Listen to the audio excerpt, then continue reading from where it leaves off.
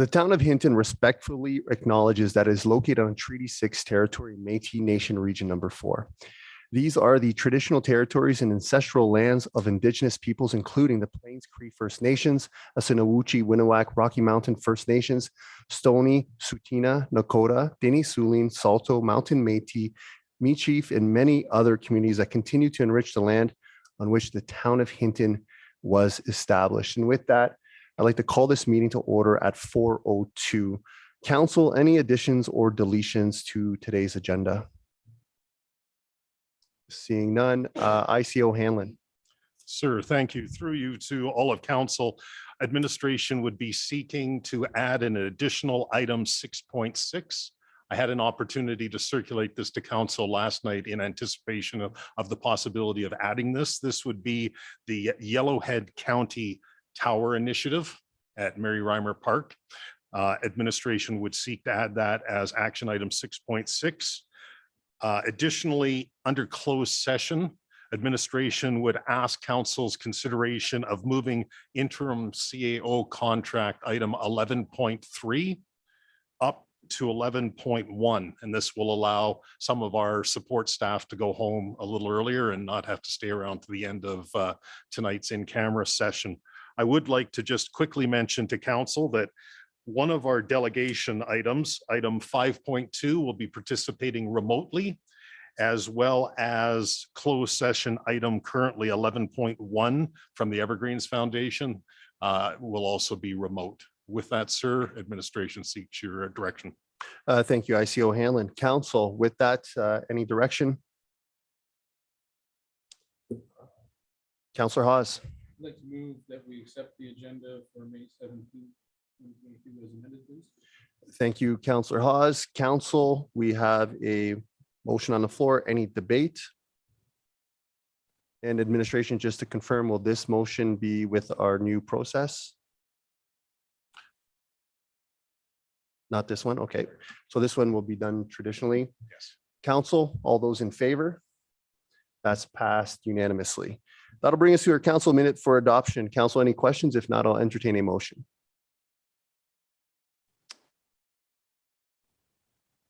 Councilor Race.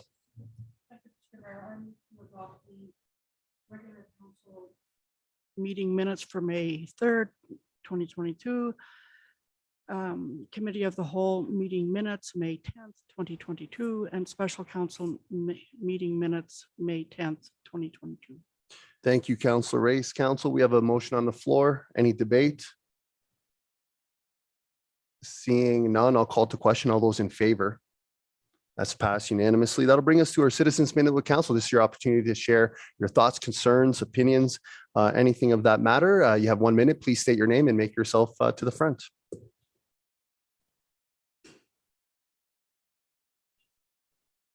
Members of council. My apology, Mr. Kreiner. If we could activate Mr. Kreiner's mic. I don't see it in my queue. Could you press there? Perfect. My apologies. There you go, Mr. Kreiner. Greetings, members of council. My name is Bernie Kreiner. I'm the vice chairman of the Pathway to the Park Committee, or really the formal name is West Yellowhead Trail Society. Garth Griffiths would be here, but he's not available.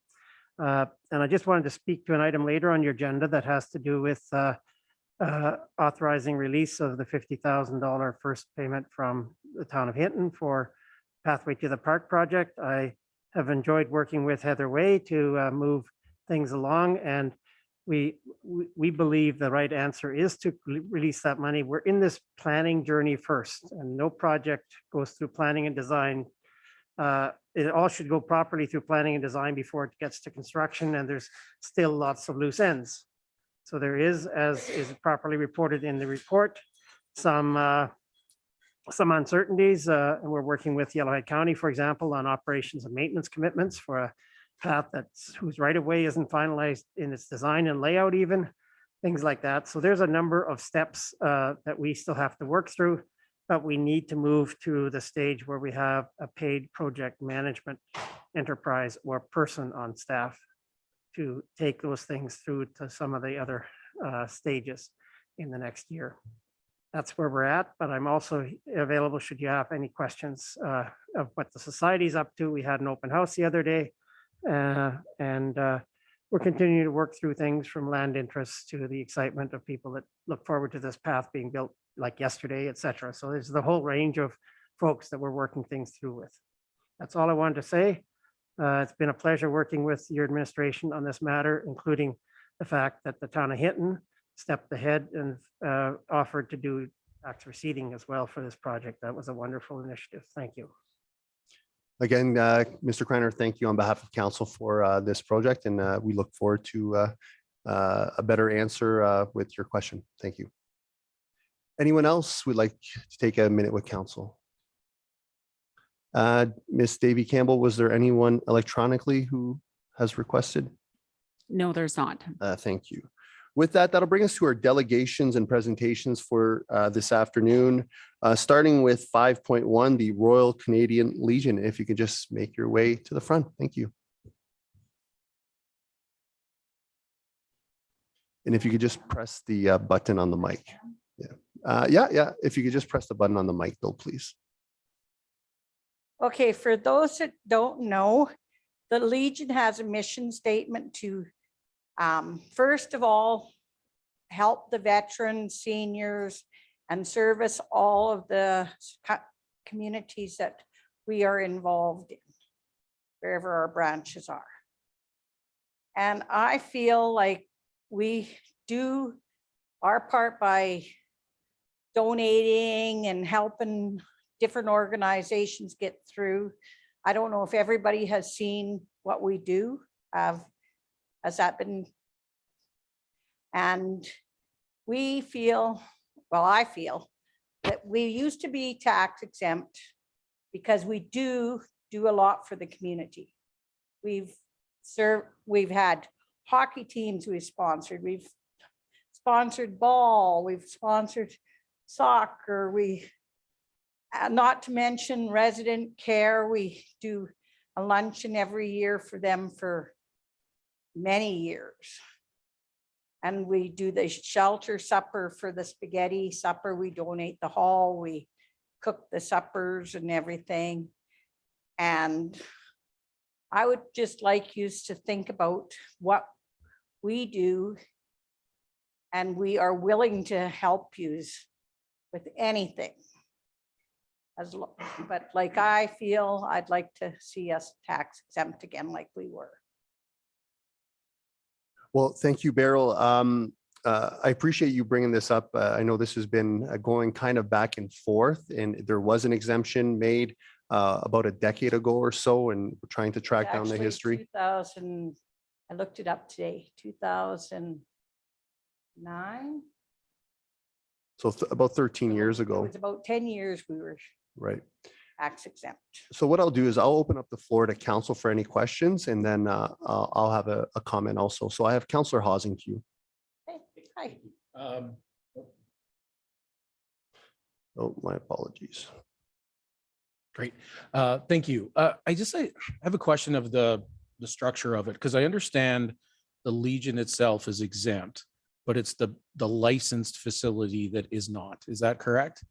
Yes. Okay. So can you explain a little bit about the structure of it to understand, like, because I know you do things for the community. Does the Legion or does the licensed facility do that? We do it as the Legion. Like we did not even, like on Saturday night for the Ukraine, we didn't charge rent. They ran the bar, the Rotary Club. All we did was the supper. And upstairs is where you said that we make so much money. But like I resigned in 2019, we hardly even had the upstairs running after that. And stuff.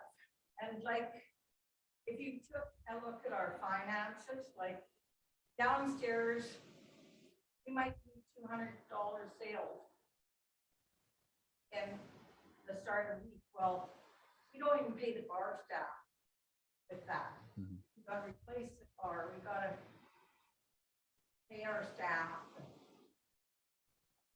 Okay. Okay.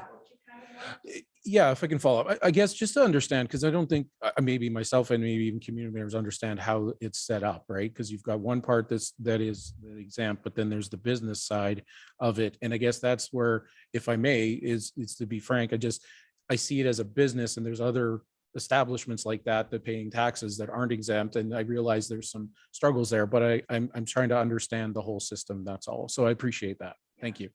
Okay. Like, I know when we got tax exempt before, all the legions in our area, because Eric Rosendahl was the MLA, and nobody paid taxes.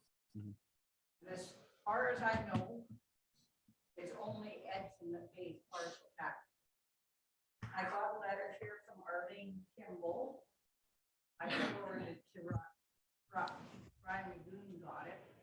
He asked them to email him, and we're all exempt except for Edson. Okay. If we don't get, like, if we have to pay taxes, we're gonna go down. Because we don't have the money to.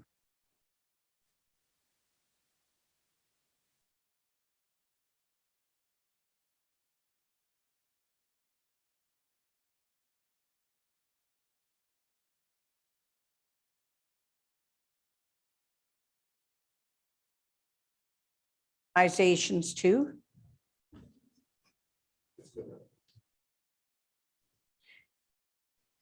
Does that explain it? Thank you, Councillor Hawes. I have Councillor Race. Thank you, Mr. Mayor. Is there anybody here from administration who can speak to why that tax exempt status? is taken away? I know council did it in 2019, I believe. Administration. Sir, through you to Councillor Race, to all of council, I can, as I understand, it is as the following. And I've got actually the 2021 tax notice for the Legion building, and I won't put exact numbers in, but I can use percentages. 70% of the assessed value is exempted. The 30% is the balance of that portion of the property, which is the commercial portion, the bar. It is not exempted per the ALGC, Alberta Liquor Gaming Control Board, doesn't allow that to be exempted. So I'm sure other legions are exempted in the area to the percentage, but municipalities are still required to be taxing. Now, there are ways in which you may choose to, there's any number of ways you can deal with the taxes collected, but it is still a requirement that we collect this, and this is required by the ALGC. To put it a bit in perspective, last year, 68% of the tax revenue collected for the Royal Canadian Legion was the municipal portion. 28.1% was the school foundation, which we don't control. We pass through and pay that back to the province.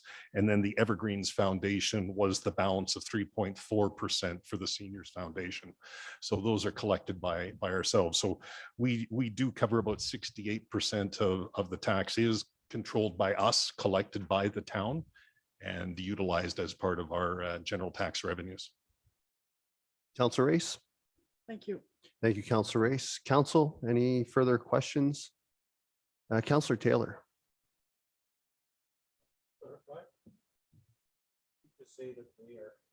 Or the maximum of what we can exempt them, and we legally can no longer exempt them for anything more. Is that what I just heard you say? Sir, through you to Councillor Taylor, it is my understanding we are obligated to collect that tax.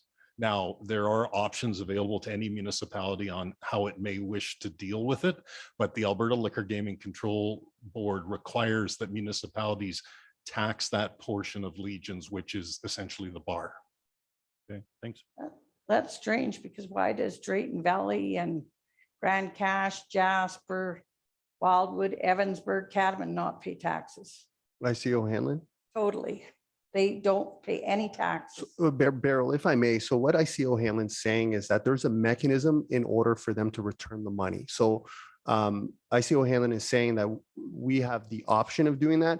It's just technically we have to charge it, and then we have to either refund it or give that money back during a process. So the MGA, for pick an example, another lodge, I'm assuming that you would get a bill or they charge you financially. So in your finance department, it would show that you must pay 5,000, but then they do something to compensate to offset the 5,000 is what ICO Hanlon is saying. So there's an opportunity to not pay taxes here, but other municipalities, they are accounting for it. It's as per the MGA. So Would that- ICO Hanlon, is that your intent of what you were trying to explain?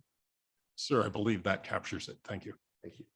Would that be like, I know before when I was president, we used to get a statement from the town saying our taxes are 5,040 something dollars. Right. But we did not have to pay that.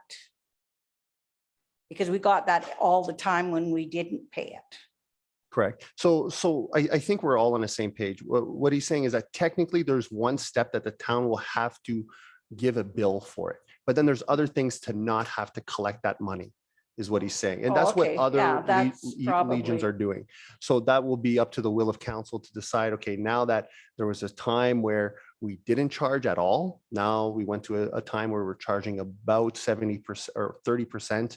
Now we have to deal with, okay, what do we want to do as a council? And then the mechanism to implement it is almost like paperwork on the side to say, okay, this is how we'll deal with it. So the Legion hypothetically pays the 30%, a smaller amount, or nothing. So that's just, I guess, the logistics of it. Okay. Council, I have Councillor Taylor again. Yeah, the Legion's important to many people in the community. So if it isn't sustainable, then I think some of the pressure on what they do will fall on the town. So how would I get this brought back for, I think we have to bring it back to committee of the whole for more discussion. How would I do that? ICO Hanlon?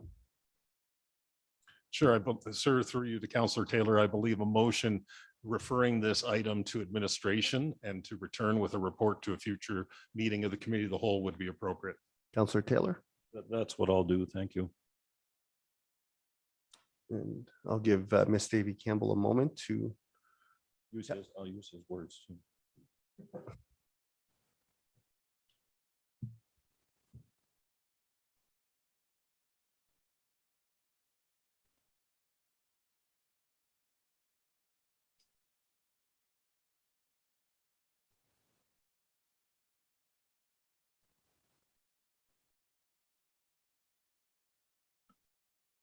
Counselor Taylor, do you have a specific date that you'd like that report back? Well, that depends. If we decide something and it's effective for this financial year, is there a time crunch? Like everybody has to pay their taxes by June 30th. So if we decide to work through one of the options that you talk about, do you think that affects what we're doing? I would ask the CAO that, or could we do it a little later? Sir, through you to Councillor Taylor and to all of council, we are actually at the point of printing our tax notices. So in terms of bringing this back and for future direction of council, I'm going to suggest that it is most applicable for next year. There are a number of items that administration would like to discuss with the Legion and options that are available that could offset any tax implications this year to the Legion. And I will take that opportunity when given a chance to speak with the Legion about those options. Okay, so what date do you suggest on this motion? I think because really we don't have time to affect this year's tax notice, that it can come back to add a later date. We've got a bit of time on this because I think in order to properly consider this and put something into effect, it would be for the 2023 tax year, not this year. Okay. So you mean it's going to pay taxes? If I could, sir, through you to everyone here, I believe administration has some options that are available to the Legion that could offset any payment this year. Thank you. Councillor Taylor, with that information, what would you like to do? I'd like to put a motion that we ask administration to bring this topic, the topic of municipal taxes for the Legion, back in the third quarter for discussion at a committee of the whole meeting. Please. Thank you, Councillor Taylor. I'll give Miss Davy Campbell a moment to capture that.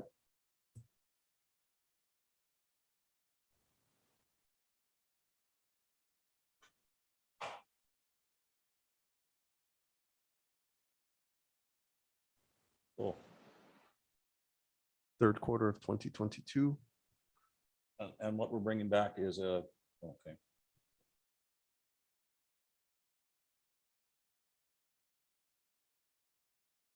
Maybe a discussion of the Legion municipal taxes.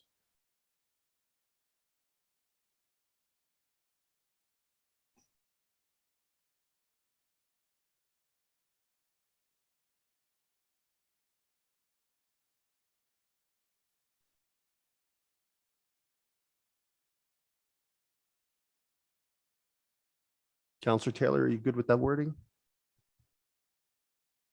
Yeah, I think so, unless anybody has any improvements. I mean, I'm referring to us talking about getting more information and looking at some of the options that the town manager was talking about. I see O'Hanlon, would that be the intent, the way the conversation's going and with the motion as is? I believe so. We've got options we understand that are available in future years. And we've got it, we believe, a fairly strong option for the consideration of the Legion and ultimately of council for this year as well. Okay, thank you for that. Council, we have a motion on the floor. I have Councillor Hawes. Thank you, Mr. Mayor. All I was going to, I guess, request, I don't know if it's a friendly amendment or what, but maybe asking for a report rather than, just to be clear on that we want a report back from administration. So just to capture that, I guess. Councillor Taylor, would you be good with that friendly amendment? I see yes. If we can change it to the wording of report, please.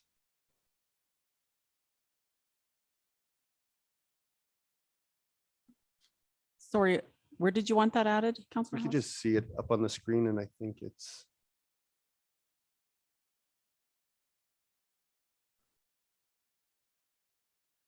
To bring back a report in regards to the Royal Yeah. Canadian Legion municipal taxes.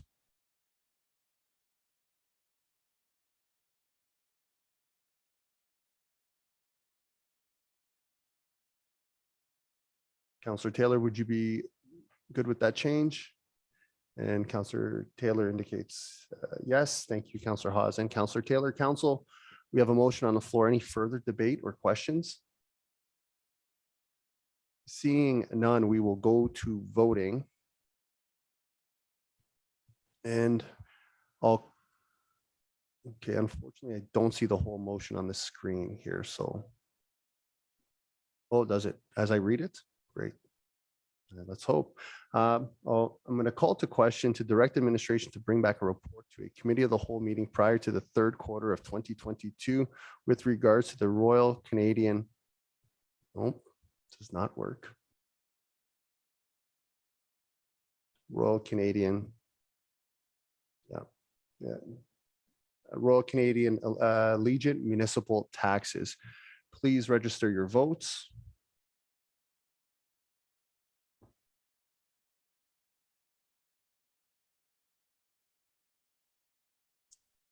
Voting is closed. I'll call to, and the results are all in favor. Council, anything further? Any other questions for Beryl before we move along? I have Councillor Race. Mr. Mayor. So Burl, I just want you to be assured that because you came here today to talk to council, that you will be meeting with administration to go over options, so there will be no payments this year. Yes, I will. Good. Thank you. Thank you very much, everybody. Thank you, Beryl. Council, that'll bring us to our second delegation for this evening. It's by Curtis Anderson and it pertains to bylaw number 1162. And Curtis will be joining us electronically.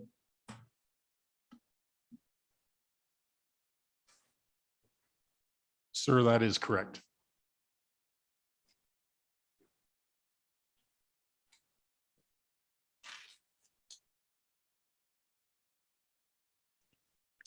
Mr. Anderson, the floor is yours. Welcome.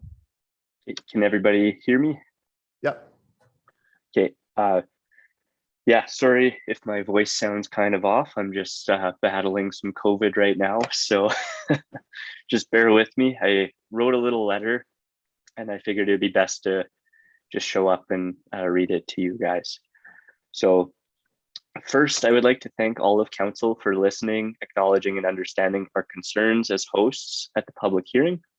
My position on the matter has stayed the same, where I agree there needs to be regulation, as with any business. However, I still believe the scope of this bylaw how this bylaw has been proposed is unfair and unjustified, primarily when debating the appropriate licensing fees for a short-term rental, whether home-based or non-primary dwelling. We're talking about $1,000 or $1,500 respectfully. I think it's a bit ridiculous and almost seems like a random kind of round number. I'm hoping council and administration can justify the why behind these fees. From my conversations with council, review of council's meetings, and talk around town, I understand the impression of these fees and bylaw as a whole are based on a few things: fairness with hotels, the increased demand on town services with a short-term rental property, short-term rentals earning so much money that they deserve to pay more, and deterring out-of-town investors from purchasing homes in Hinton. So below are my observations and questions relating to council's why, which so far seems to be missing. First, I understand hotels are being charged non-residential property tax while we're being charged residential. Therefore, our tax bill is much lower than theirs. Could the same not be argued for any home-based business? How is it fair to the hair salons or the massage therapy clinics when a hairstylist or massage therapist opens a home-based business? Are they being charged non-residential property taxes? Why is a short-term rental within a primary residence being charged $1,000 while a bed and breakfast is being charged $160? What is the difference, and why has there been no definition between the two, or combining them, since they are essentially the same thing? A bed and breakfast license has existed in town for many years. Some have operated successfully for many years, of which have not paid corporate tax or a $1,000 licensing fee. So I asked council, why are we being compared to a hotel?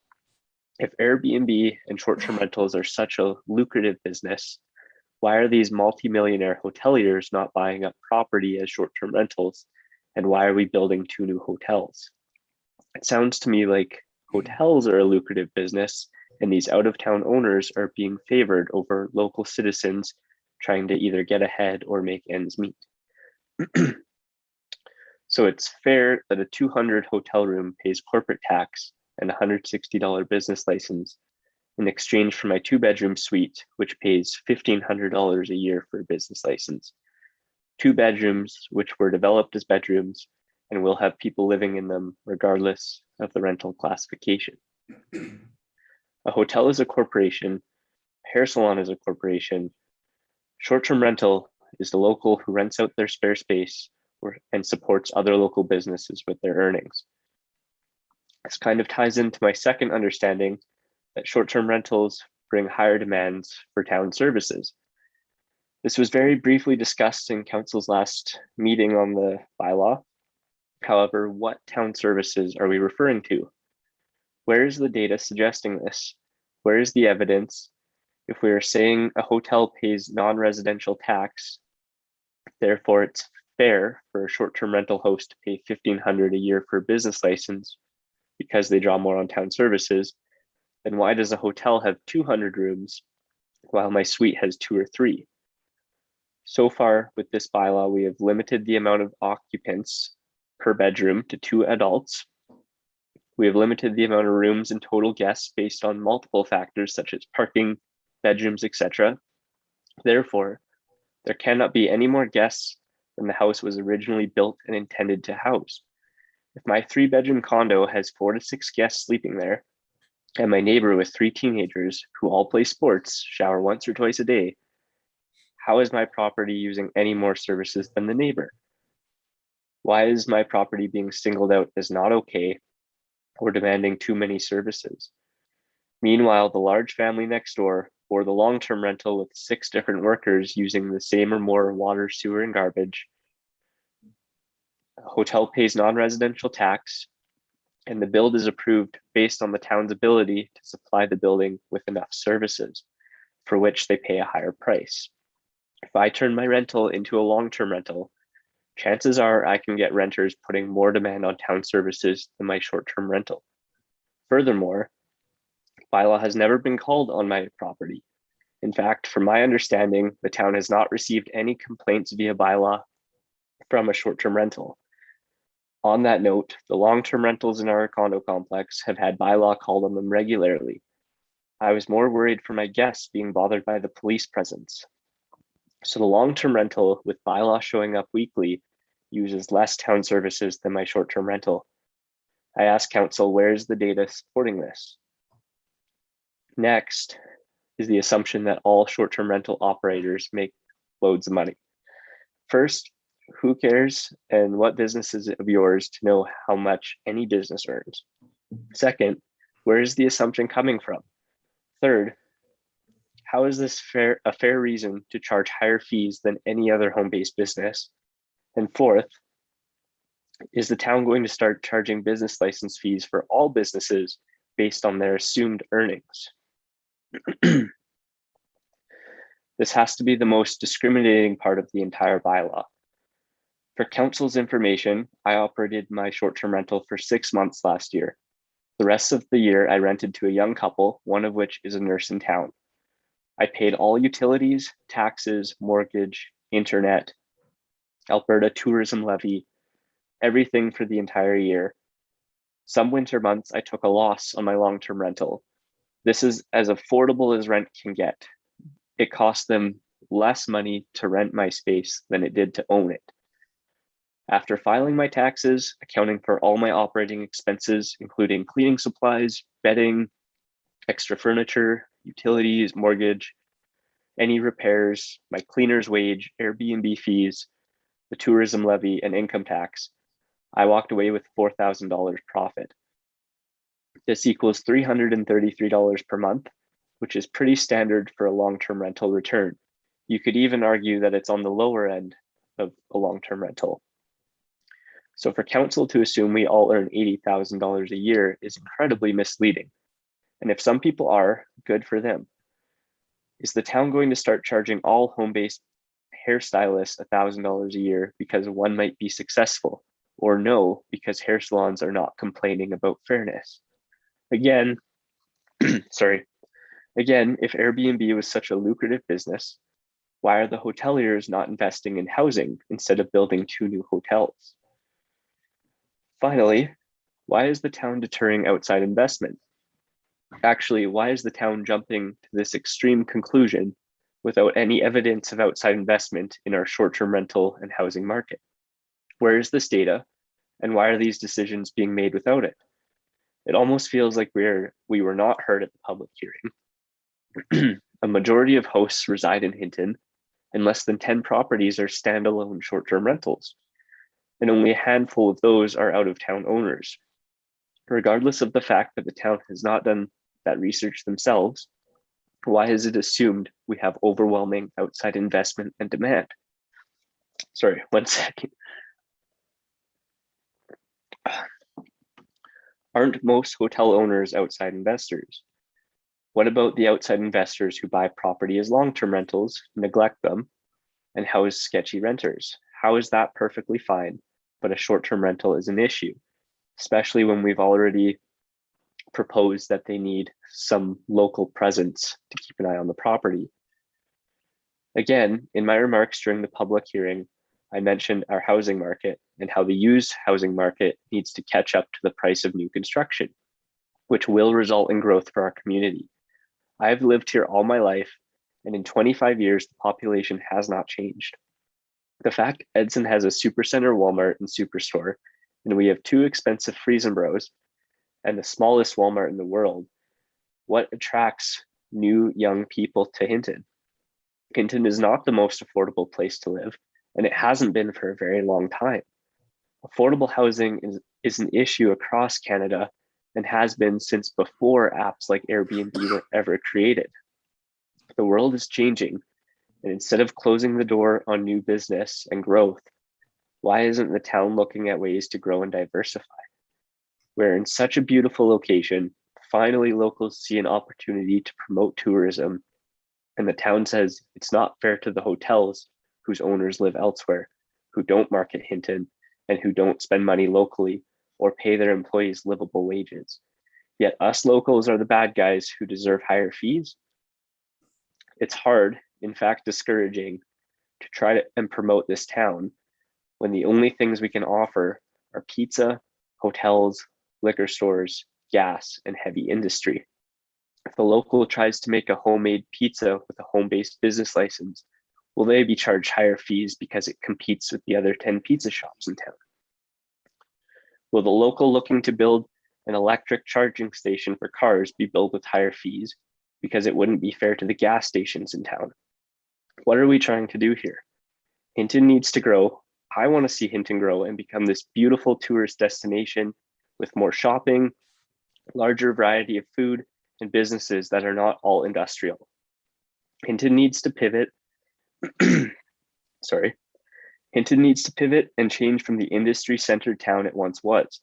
We still have that side to us, but we are in the perfect location to offer so much more. Why are we not focusing on that? Thank you for taking the time to hear me speak and read my letter. I understand this is not an easy decision. However, I urge council to start small. Implement a bylaw so short-term rentals are regulated, safe, and administration has a base to start compiling data on the industry. If outside investment becomes an issue, or negligent ownership or lack of housing, which I think should be focused on its own first, but all of this as a result of short-term rentals, then we can amend the bylaw. Nothing is set in stone. I think we should regulate, monitor, and then readjust as needed. If you want Hinton to grow, do not close the door on new businesses, new industry, and your own locals looking to earn a little extra money after a pandemic. Thank you. That's all. Thank you, Mr. Anderson. I hope you feel better. With that, I'll open up the floor. Councillor Taylor. Your significant concern, I just want to clarify, your significant concern relating this bylaw is related to the business license fees? Mr. Anderson? That is correct. I think that's my biggest concern right now. Thank you. Thank you, Councillor Taylor. Councillor Race. Thank you, Mr. Mayor. To administration, how much do hotels pay? What is their business license? I see O'Hanlon. Sir, through you to Councillor Race to the whole of council. I am not sure if we know the answer to that. I'm looking to my right and we do not currently know the tax implications of a commercial hotel.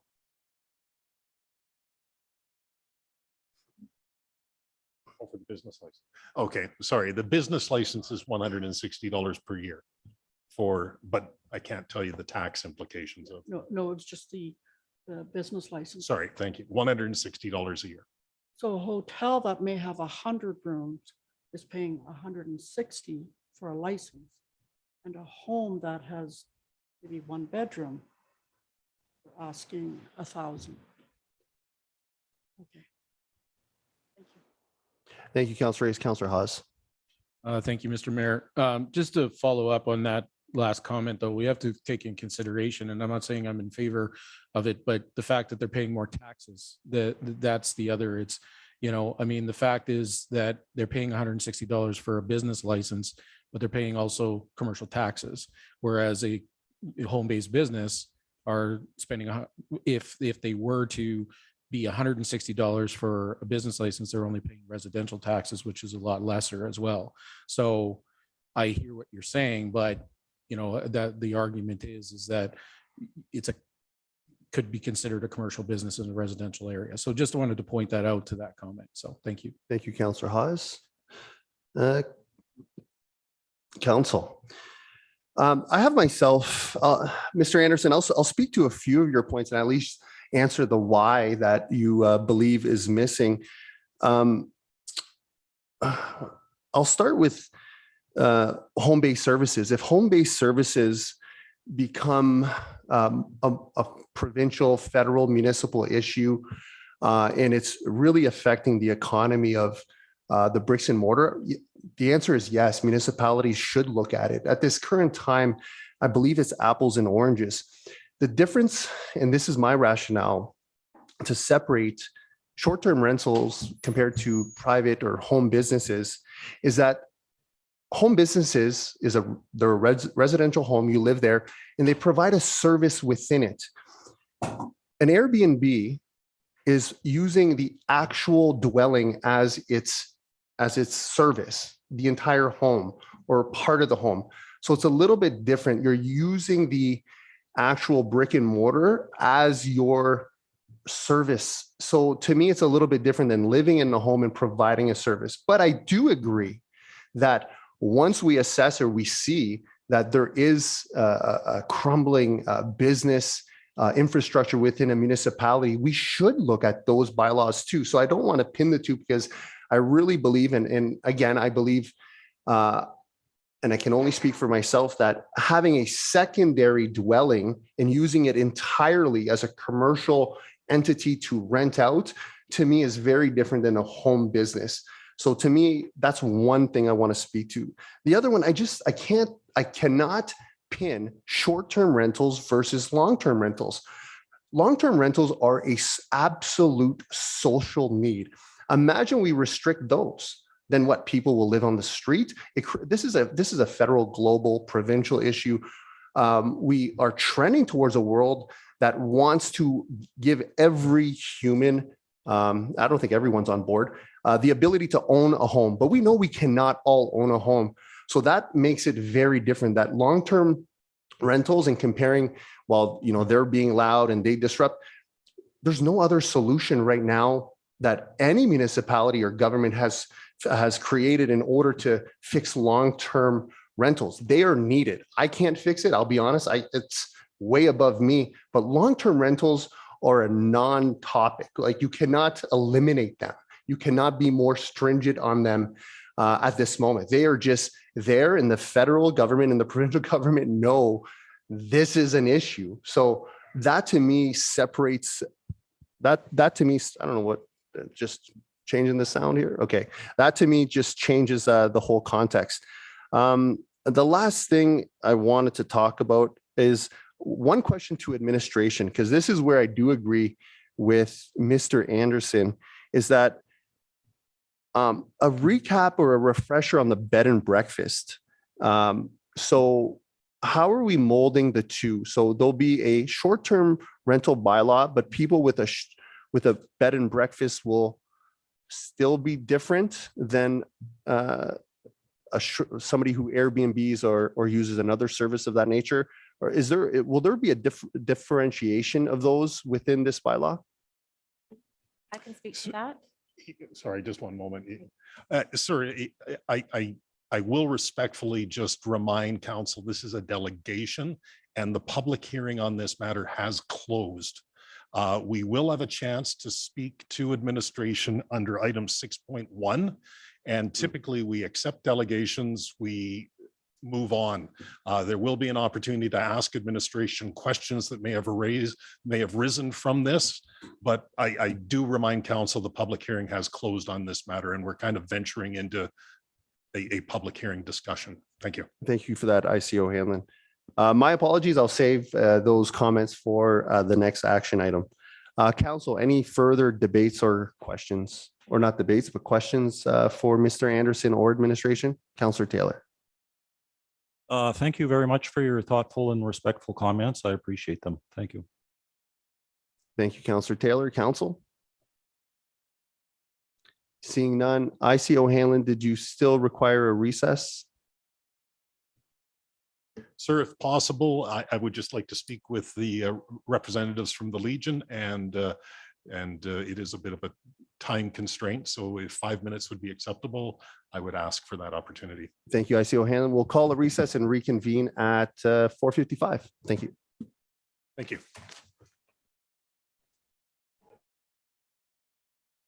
4:56, and that'll bring us to our action items for this evening. 6.1 short-term rental bylaw 1162, second reading, ICO Hanlon.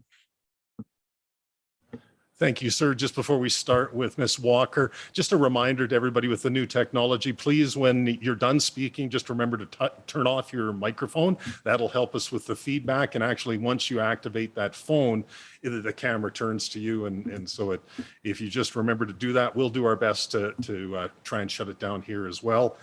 Sir, thank you again. I am on and directing everyone's attention to page 18 of your agenda package. This is the next reading of short-term rentals bylaw 1162. That would be second reading.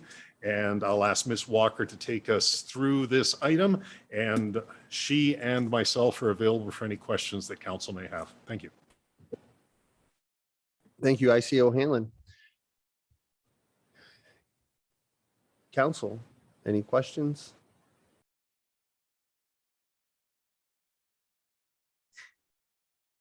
Or I'm sorry, Ms. Walker. oh, Ms. Walker. Okay, Miss. Thank you, CAO Hanlon, through to council. Yes, at the last committee of council meeting on April 26th, council made motions that have been incorporated into the short-term rental draft bylaw 1162 in your package this evening.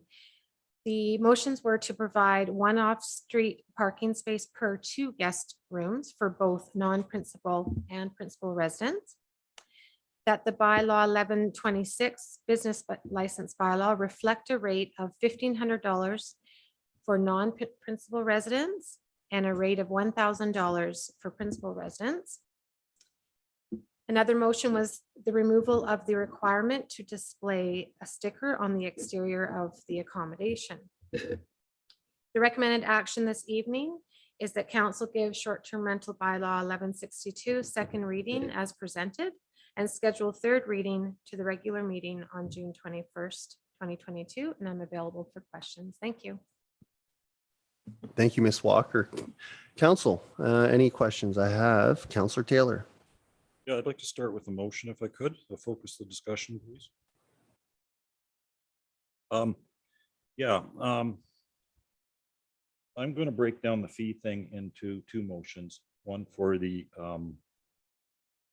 what do we call that? The principal resident, and one for the non-principal resident, because I think there might be agreement on one and there might not be agreement on the other one. So that way we can focus it. So I'd like to focus bylaw 11. The motion is that bylaw 1126, the short-term rental bylaw, reflect an annual business license fee of $160 plus a development permit fee of $75 for the principal resident host operator.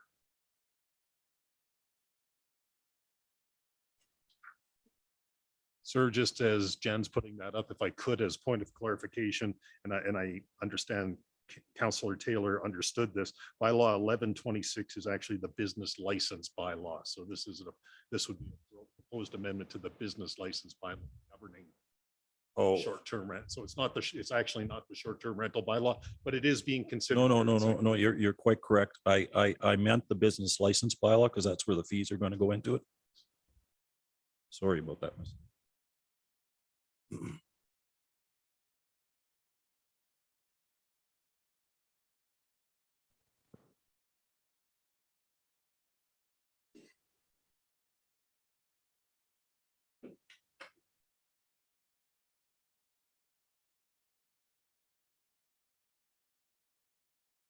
Councillor Taylor, that was $160 for, sorry, principal residents. Yeah, the annual business license fee of $160, and that was for the principal resident host operator.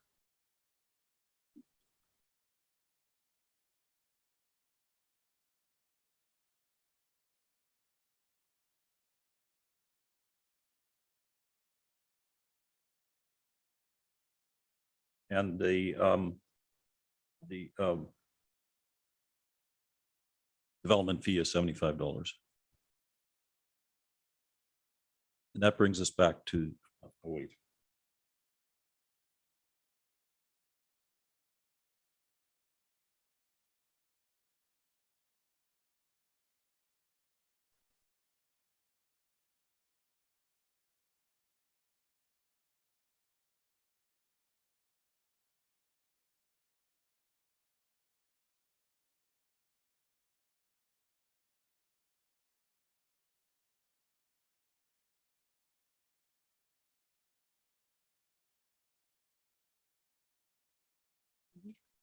Counselor Taylor, are you good with that wording?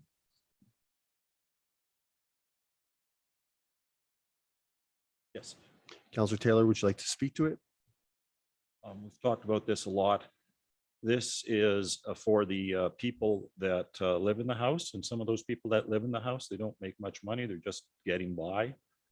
They don't necessarily make a lot of money, so to charge them a large or extreme business license fee would jeopardize them. Some of them are using this fee just to. Some of them are using this business just to help make a go of it. Thank you, Counselor Taylor. Before I open it up to the floor, ICO Hanlon. Thank you, sir. I just didn't want it to go to a vote yet. Ms. Walker does have a comment on this item. Ms. Walker? Yes, thank you. CAO Hanlon through to council. Just a point of clarification on your motion. The $75 application fee is actually under the bylaw 1104, which is for the development services fee bylaw. So, and that's already established. It's already in the fees schedule as $75. We will be amending it to include the short-term rentals, principal residence only for a home occupation permit. So that's already going to be happening, but it's in bylaw 1104, not 1126 that you had alluded to for business license. So is administration indicating that it's redundant to put that in this motion? Correct. It's already, if you'll see in the report here, we will have to amend some other bylaws once this gets approved. And one of them will be the development services fees bylaw 1104 to add short-term rentals as an application type under home-based businesses. And the fee is $75. So. ICO Hanlon? Thank you, sir. I think the only area in which this might require further clarification, if it were the will of council, that the development permit fee be a different rate for the non-resident application. And I don't know if that's where Councillor Taylor is going. If it's going to be the same regardless of resident application or non-resident application, then it doesn't matter. It would be redundant. But if there's going to be if you're going to distinguish between the development permit applications, we would want to put that into a motion. Councillor Taylor? Based on that input, I'd like to take the comment about the development fee out of my motion, please, if you don't mind. If you don't mind. Absolutely. I'll give Ms. Davy Campbell a moment to change it. I'll come back to you, Councillor Taylor. Councillor Taylor, are you good with that new wording? Yeah, thanks. Thank you, Councillor Taylor. Council, we have a motion on the floor. I have Councillor Hawes. Thank you, Mr. Mayor. And thank you, Councillor Taylor, for separating the two fees. I appreciate that. I think there is two different conversations to have. I'll be speaking in favor of this. You know, been thinking a lot about our last previous discussion and also talking to some people that use short-term rentals in their as a principal resident. And I think this more aligns with a already business in our community that, you know, they are using it as ways of subsidizing, you know, it's not a huge lucrative business, you know, but it's helping to get by, you know, month to month. And, you know, I think it fits that definition already of the business licenses and the examples of what our delegation heard, you know, of addressing and things of that nature. So I'm going to be speaking in favor of this. I think that $160 is fair for principal residents. Thank you. Thank you, Councillor Hawes. I have Councillor Magoon. Thank you, Your Worship. Yeah, for myself, I'll be speaking in favor of this as well. This is actually an area that I've evolved my thinking on initially. But after a lot of public feedback on this, I think it's appropriate and I believe, as Councillor Taylor had mentioned in the past, non-punitive, and I think that's important. So I'll be looking forward to supporting this. Thank you. Thank you, Councillor Magoon. Councillor LaBerge. I have a question for administration. ICO Hanlon, you talked about this, if the development fee was different. Is it not the case that a non-resident doesn't pay that development fee? Sir, I will ask Ms. Walker to speak to that. Thank you. Thank you, CAO Hanlon through to council. That is correct. For the principal residence only is a home occupation, home-based business.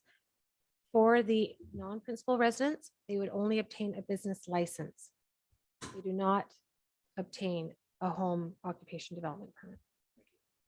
Thank you, Councillor LaBerge. Council, we have a motion on the floor. Councillor Race.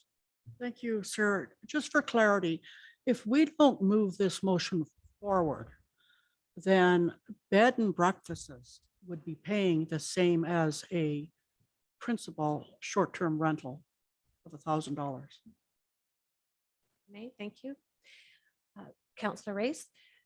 Correct. Right now, we are proposing in this new bylaw that we are going to be combining the bed and breakfast with short-term rentals. Basically up to 30 days, consecutive 30 days. And this is for the principal residence only. So if we were to apply the $1,000 for the principal residence, that would also now fall to the bed and breakfast. They would have to pay the same fee. But right now, a bed and breakfast is $160 for your business license. Thank you. I will be speaking in favor to this motion.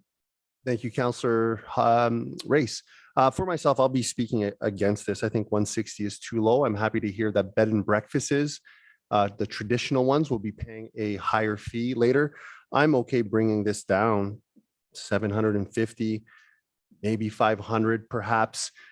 Do what we did with the mobile food trucks, offer a 6-month license for part of the rate. If there are people who are just doing this seasonally, I think that's a good approach. But to me, 160, again, the principal reason is I think we have to monitor and these usages of dwellings that take away from our long-term rentals. We see this happening in other municipalities just next door to us in Jasper. They are no longer allowing any of these. New ones are not allowing these. And this is an issue in whether Vancouver, Toronto, Montreal, Canmore, Banff. This is not unique to Hinton. We're actually coming to the game late. So it's, to me, important to find that balance. And to me, one of the mechanisms is this, and $160 is simply way too low if we're not going to use any other mechanisms to create that balance. So I'm open to other suggestions, but the way the bylaw is today, I believe 160 amending this just simply does not work. Councillor Stashik. Thank you, Mayor Michaels. I won't be speaking in favor of this motion either. I'm of very similar opinion to Mayor Michaels in thinking that $160 is too low. I'm happy to have a discussion about reducing it from 1,000 to something lower, but I think 160 is too low. Despite what many people have said, I still firmly believe that the short-term rentals do cause additional impact on municipal services. Those people that are staying in those homes wouldn't otherwise be there. They're generating waste, they're generating wastewater, they're impacting the roads in a residential neighborhood. If they weren't staying in the residential neighborhood and we're still staying in Hinton in a conventional hotel, those additional impact costs are offset by the municipal taxes that the hotel pays at the non-residential rate. So I'm happy to have a discussion, but at 160, I can't support it. Thank you. Thank you, Councillor Stashik. I have Councillor LaBerge. Thank you. Same. I won't be speaking in favor of this. I'm happy to have a discussion about bringing it down, but for a lot of the same reasons that have been indicated earlier, I won't be speaking in favor of this. And I know I've heard this a lot of times, people are just doing this to help to pay the bills. That's why I sell liquor. Thank you. Thank you, Councillor LaBerge. Councillor Hawes. Yeah, thank you, Mr. Mayor.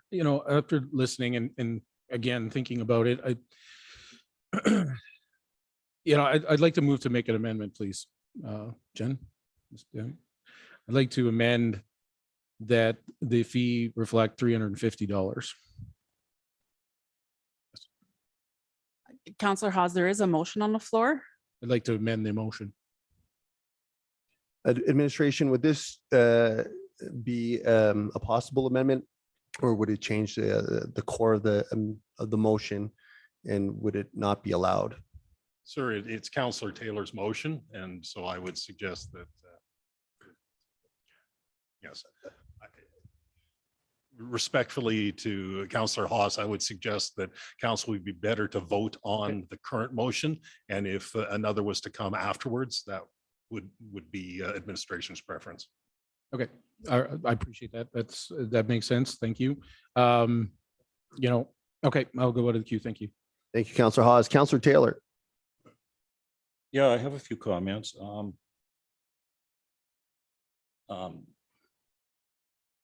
Hinton's open for business. Why are we going to set business license fees for short-term rentals that are 6 to 10 times higher than the normal 160 fee that may drive entrepreneurs away? Any fee above the normal is extreme and suggests we don't like what you're doing for some reason. We will arbitrarily raise your costs. I say arbitrarily because there doesn't seem to be significant local data pointing to problems the changes we've already made won't solve, like requiring a property manager for a standalone Airbnb or new parking rules. It's important that we not transpose problems from other communities to Hinton. We aren't Banff. We're not Jasper, Canmore, or Vancouver. We don't have their extreme land shortages or past population pressures. Instead, our Pine Valley Lodge has expanded dramatically, and once it fills up with local seniors, no doubt a significant number of houses will come on the market. Population has remained close to 10,000 for about 30 to 40 years, whereas metropolitan Vancouver has gone from over 1 million in 1981 to 2.6 million today. If people buy houses in Hinton as investments as standalone Airbnbs, it's a tribute to our attractiveness as a tourist destination. It's good. It's not bad. And remember that we only have 13 of these standalone that are totally investments, 3 being out of region ownership. It brings here who may not otherwise come. They spend significant amounts of dollars in the community. We've all heard that. And if this kind of investment does increase housing demand and prices, which seems to be a big assumption, given the really low numbers that we all know about, shouldn't we allow that demand to encourage builders to invest even more in Hinton, building more houses to bring the demand back into equilibrium? That's basic economic theory. Or should we set up our arbitrary, extreme measures to discourage investment with these extreme fees? Airbnb is part of a dynamic economic change involving enterprises across the economy like Vrbo, Uber, DoorDash.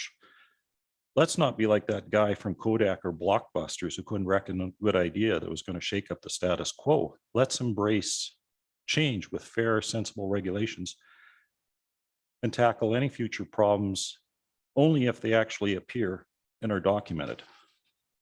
Accordingly, I support the motion as it stands. Thank you. Thank you, Councillor Taylor. Councillor LaBerge. Thank you, Mayor Michaels. I must say that I'm really starting to get tired of the whole discussion of unreasonable and unanticipated.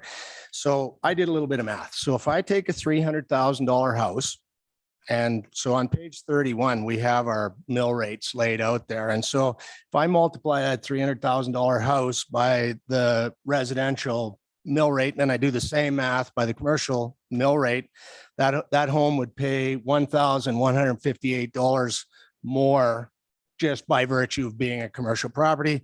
If it's a $350,000 house, that number goes to $1,351. And if it's a $400,000 unit, that number goes to $1,543. So I just don't see the 1,500 as an arbitrary number. We talked about how do we tax these individual units in residential neighborhoods. These businesses are being run in residential neighborhoods. I don't see it as an arbitrary number. What I see it is a commercial tax rate being charged on a commercial business where that business is using, as Mayor Michaels had said, that asset as its service. And I don't know, I went, and it was pointed out by another citizen that there is a website called AirDNA that's run by VRBO and by Airbnb. And we actually have 67 units listed on there, and 60 6%, no, we have 66 units, 67% of those are standalone units. That means 44 have been purchased for investment. And all that we're talking about here is taxing those businesses as we would any other business. And I guess the last point that I would like to make is there's been a lot of discussion about let's put regulation in place, let's monitor, let's do reporting. I'm not sure how this industry expects that this is all going to be done. They're actually saying to the taxpayers here in Hinton, well, why don't you guys pay all that?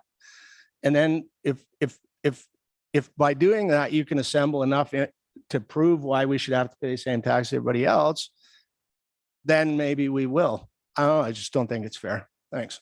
Thank you, Councillor Laberge. Council, we have a motion on the floor. Any further debate before I call this to question? Seeing none.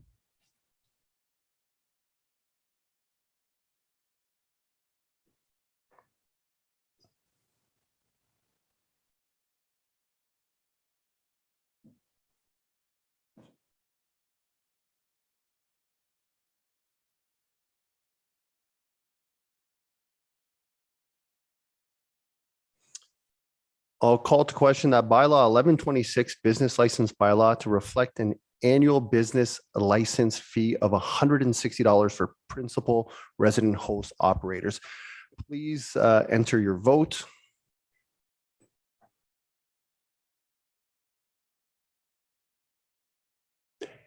Voting is closed.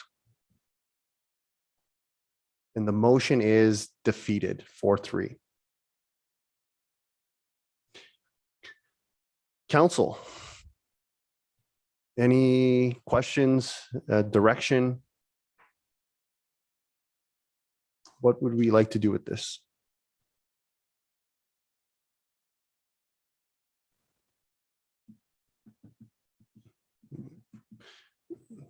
Councillor Laberge. Ask a question then of administration. As I remember, the number that came in, or the suggestion that came in the last time we talked about this, a number of $560 came up. Can you remind me how you came up with that number? Thank you, Councillor Laberge. I had done some research on some other municipalities, and however, they weren't Alberta. It was Kelowna was one of them, and that was one of the rates that they had for the non-principal, or sorry, I can't remember now what it was. Was it for the principal residents? Mm-hmm. Yes, I believe it was. It was the non. Oh, perfect. Yeah, I had it in that last report. Thank you. Thank you. Council, any appetite to make any amendments to this? If not, we can entertain a motion to go to third reading. What do we want to do with this? Councillor Magoon. Thank you, Mr. Mayor. I'd like to take the same format as Councillor Taylor's motion, but apply a fee of $350, please.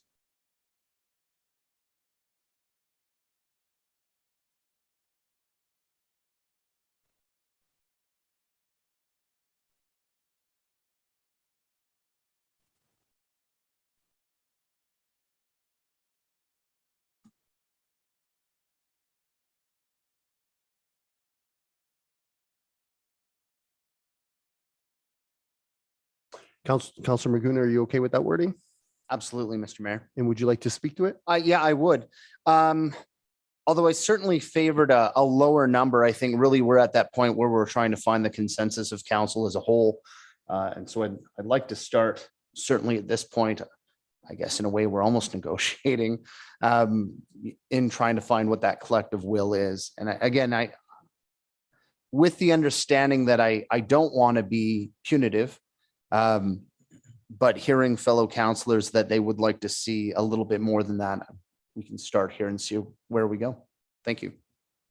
Thank you, Councillor Magoon. Council, we have a motion on the floor. Any questions, debate, comments? Councillor Taylor. No surprise, I don't support this. I think anything above 160 says we don't like what you're doing. I don't support that. I mean, I do support the the bylaw and doing the bylaw, but I don't export large fees. Reasons that I've said before. Thank you, Councillor Taylor. I'll speak to this motion. I like the intent. My number is $500, $42 a month. To me, to choose to consciously go into this and be committed to it, I think is a fair number. I've spoken to many individuals prior to this bylaw being here, and they spoke to how much money. And I'll make it clear, this has nothing to do with it being a lot of money, but I just bring that up because people are commenting that this is just to get by, and it's not to get by. I love incentivizing growth in business. We passed a non-residential bylaw in order to waive millions, potentially millions of dollars for multi-million-dollar companies or people who make money. So it has zero to do with the amount of money, but I do want to address the fact that this will make or break an Airbnb, or sorry, a short-term rental. It will not. I've spoken to many of them. $500 will have no impact. I still believe $1,000 will have very minimal impact in their overall amount if we're going to speak on money. So for me, I'll vote against this, and I'll support $500 to gain consensus from my perspective. Thank you. I have Councillor Stashik. Thank you, Mayor Michaels. I won't be speaking in favor of this either. I too think 350 is still too low. I could likely get on board with a $500 one. I do understand the challenges that some of the primary resident short-term rental providers have, and that their circumstances are substantially different than the non-primary residence ones. But to me, it's not a question of saying that we don't want these. We do want these. They're providing a valuable service, but to me, it has to be enough that the short-term rental provider has to actually have skin in the game and be intent on making sure that they're providing a short-term rental. The offset of that is, I believe as a municipality, we owe a debt to our citizens to make sure that there's housing available for everyone. And that includes conventional rental properties. There's people that live in our community because they work here who have to live here. They're not holidaying here.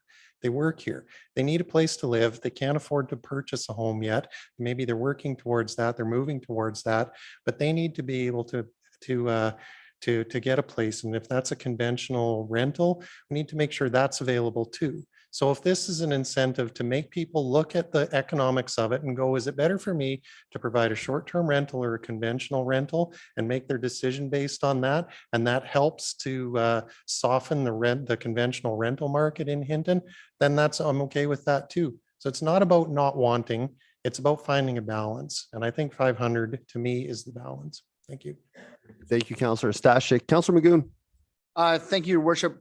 One other concern that I'd like to echo before we go any further is that for myself, I don't remember the whole discussion of the cost of these business fees being a part of the public feedback process that we had.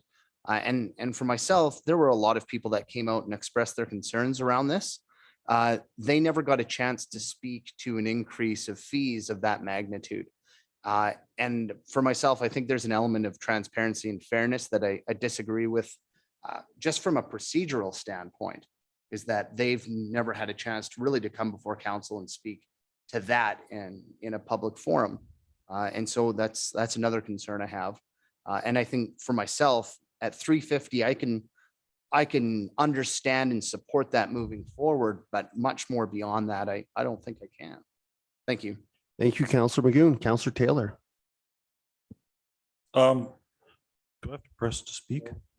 Did I press already? You're good. Oh, I guess Councillor Ostashkik, I would ask you, aren't you suggesting that by charging a higher fee, we're solving a future problem that we don't have? Increased demand with houses? Like the current numbers are 12 standalone. The rest are people that live there. And of that, those are the numbers the realtors have given me. Where do you get your numbers? I don't know where you. I don't know. Councillor Stashik, did you want to? I get my numbers from the realty community. Okay, please go through the chair. Councillor Stashik, did you want to answer Councillor Taylor? No, I'm not going to respond to Councillor Taylor's question. If it comes to a discussion about non-primary residents and the fees that we're charging there, I'll be much more vocal about non-primary residences because I believe the impact that they cause in our community is much higher than the primary residence short-term rental providers. So the short-term rentals, that's why I'm fine with finding an accommodating number. But I've already spoken to my reasons why I'm going for $500. I don't think I have to justify it anymore. Thank you, Councillor Stashik. Councillor Taylor. Ask administration to provide us the number of standalone Airbnbs we have in town. Administration. Seem to be two different numbers. I'm sorry, I haven't done another count as of this report. So I'm not sure. And what was your last count? I'd have to go back and look at my previous reports. There's so many, I can't remember which one it was, but I know that at the time we had provided how many there were, and it was very little. Yes, I think it was around 12 that were non-principal residents. Thank you for clarifying the correct number. Thank you, Councillor Taylor. Councillor Race. Thank you, Mr. Mayor. I will support this motion, and I do have to say, this is a proposed bylaw. It's our first short-term rental bylaw. We've never had one before. And I don't think anybody expects us to be perfect, but we need a starting point. And this 350 will be, to me, our starting point. And I can see we're going to be watching it, and we probably will have to make amendments in the future. But if I don't know if it's coming down to who's right scenario, but we got to get this one on the books, do our second reading, get out there, talk to the public and see what they're saying. So I will support this motion. Thank you, Councillor Race. Council, any further debate before we call this to question? Seeing none.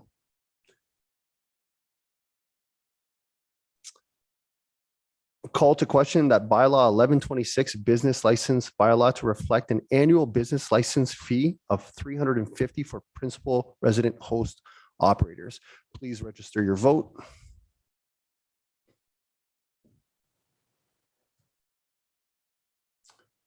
Voting is now closed.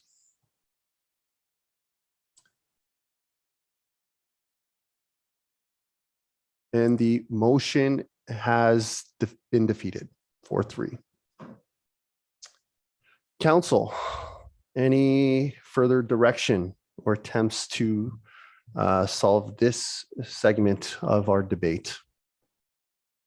Councillor Stashik. Used to the new system. I'd like to make the same motion with a fee of $500 applied to it, please. Thank you, Councillor Stashik. I'll give Ms. Davy Campbell a moment.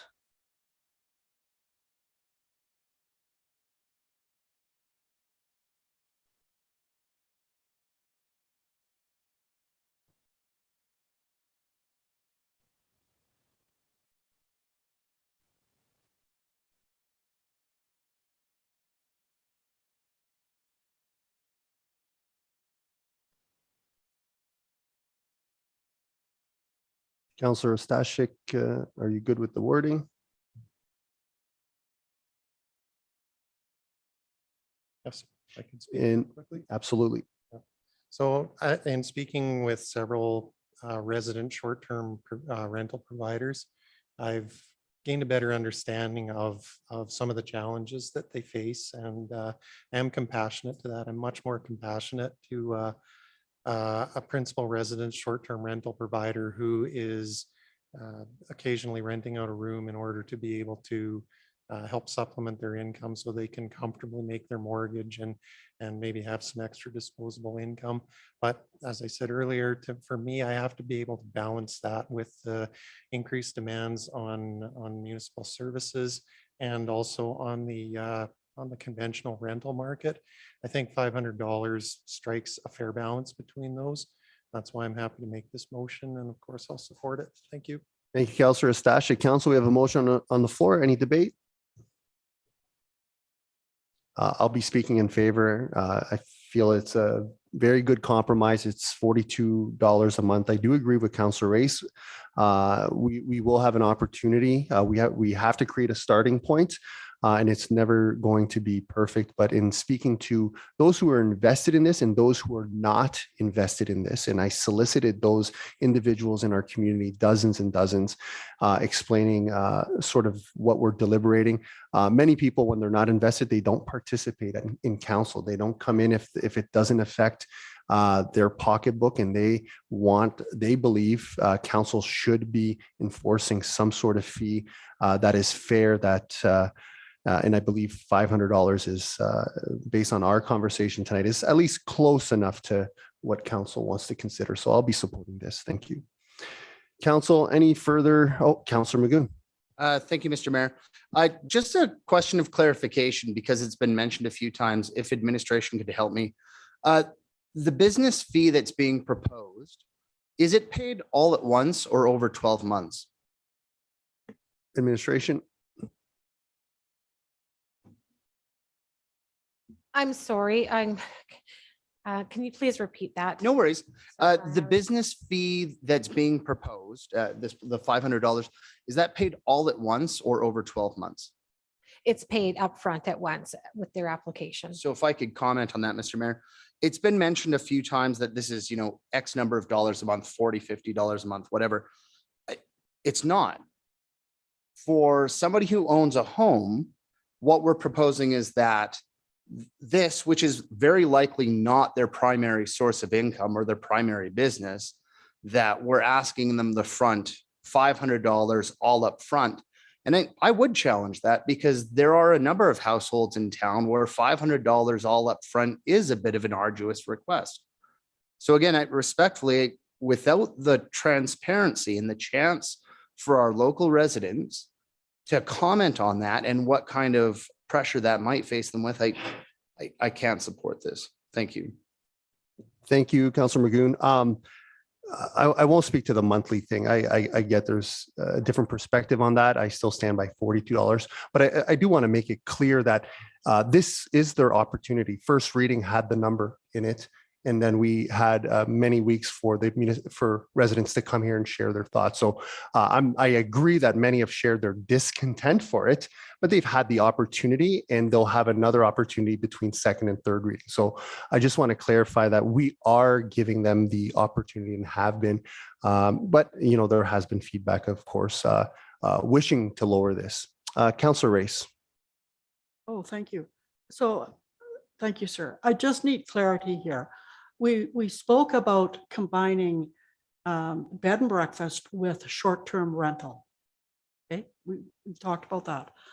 So this would have a big impact on our bed and breakfast people, wouldn't it? That would be correct. They would be paying the $500 as well. And for years, they paid that 160 or Correct. whatever. Yeah, okay. Something to consider. Thank you very much. Thank you, Councillor Race. Council, any further debate, questions before I call to question? Oh, Councillor Taylor? No. You just press once. Okay. Councillor Taylor. Councillor Taylor, you just press it once and then I'll activate it for you. Okay. And if you can press it again. Okay. Councillor Taylor. Good. Do not touch it again. Yeah. Can you clarify how many bed and breakfasts we're going to be increasing their fees on, please?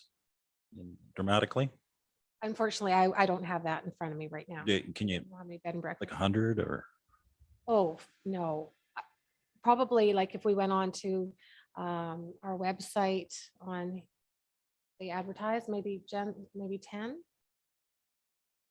Yeah, Okay. 10, 15. Okay, thank you. Thank you, Councillor Taylor. Council, any further debate, questions before I call this to question? Seeing none, please register your vote. Voting is now closed. And the motion is passed 5-2. Council, Now that we've dealt with the principal rate, any further questions, comments? Are we good to go to third reading? What would council like to do with this item this evening?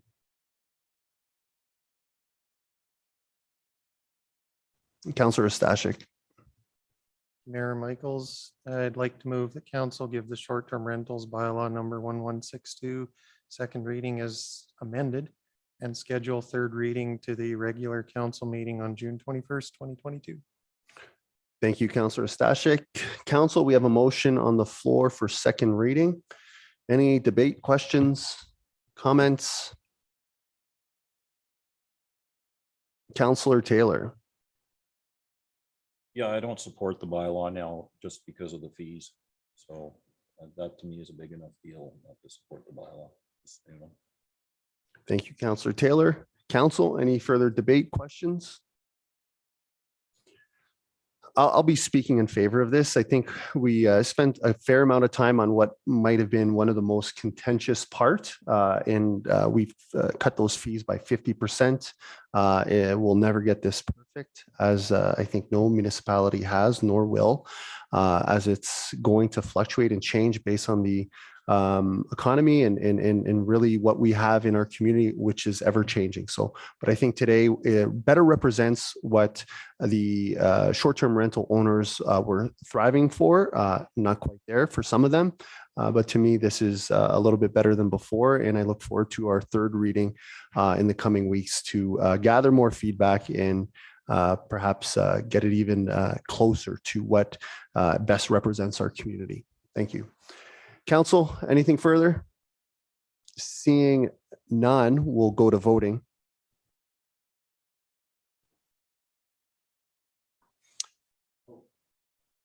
Councillor Taylor, are you in the queue? Councillor Taylor. Can I see the motion I'm voting on, please? Yeah.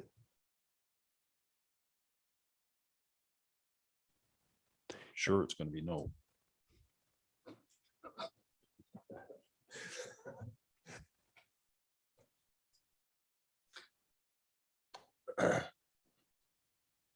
Okay, thank you. Thank you, Councillor Taylor. Council, we will, Councillor LaBerge. Shouldn't it say as amended? Thank you, Councillor LaBerge, for that catch. If we can just.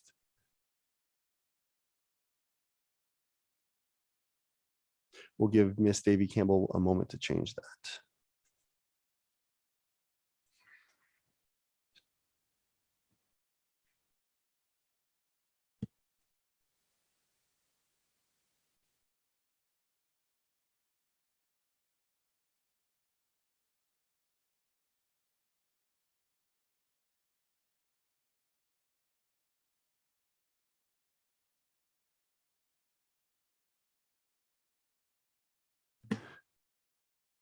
Thank you, Miss Davy Campbell.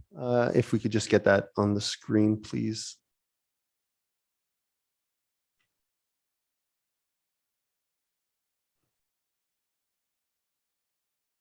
Council, before I call to question, any further comments, Councillor Taylor? Yeah, I just wanted to get it in the record that I do find the non-principal residence business license fee extreme as well.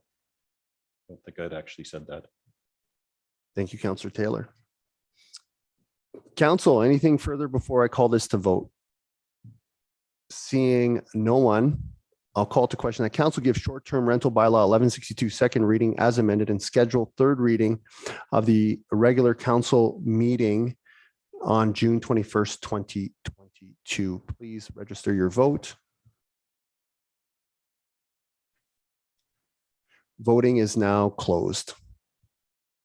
The motion is passed 5-2. Council, anything further for our first action item this evening? Councillor Taylor? Yeah, I got so connected with the business license fee, I forgot to mention this. My apologies. The section 5.1M. I can see that we've added 5.1L, ensure short-term rental property is safe and compliant with Alberta Building Code and Alberta Fire Code. and Alberta Health Services regulations, which is okay. And that's okay because last meeting we were told that the intent was to follow and not to enhance the existing building codes. Accordingly, that seems, new addition seems to be okay. But what we did do is we left section 5.1 unmodified. And that's where it says there has to be interconnected smoke and carbon monoxide detectors. And if you remember the discussion from last week, the quoted section of the building code, that is 32420, refers only to smoke detectors. In fact, that's what the title says. There's no mention of carbon monoxide detectors. So I'm just question is, do smoke and carbon monoxide detectors being interconnected has nothing to do with this section that you've quoted here. Have we made maybe a inadvertent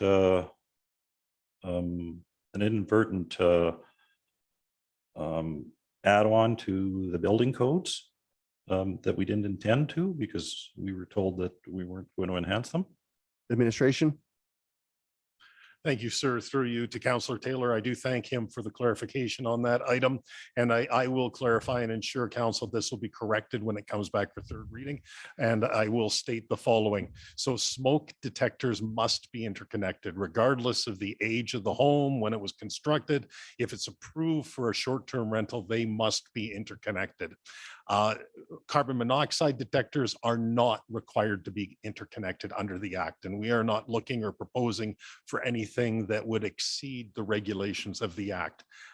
That said, however, if individuals, because it's quite common to have combination smoke detectors, carbon monoxide detectors in the same unit, if people elect to do that, then both have to be interconnected.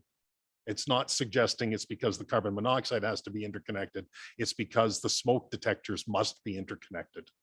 So if they do separate standalone units for carbon monoxide detection and smoke detection, only the smoke have to be interconnected, not the carbon monoxide.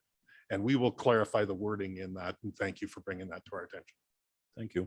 Thank you, ICO Hanlon and Councillor Taylor. Council, anything further?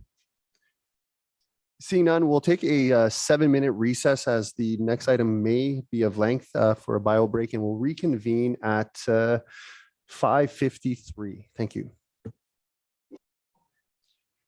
Hello, everyone. I'd like to reconvene this meeting at 5:57. That'll bring us to our second action item for this evening, 6.2, Bylaw 1171, to authorize the rates of taxation to be levied against assessable property within the town of Hinton for the 2022 taxation year, and Supplementary Bylaw 1172. ICO Hanlon.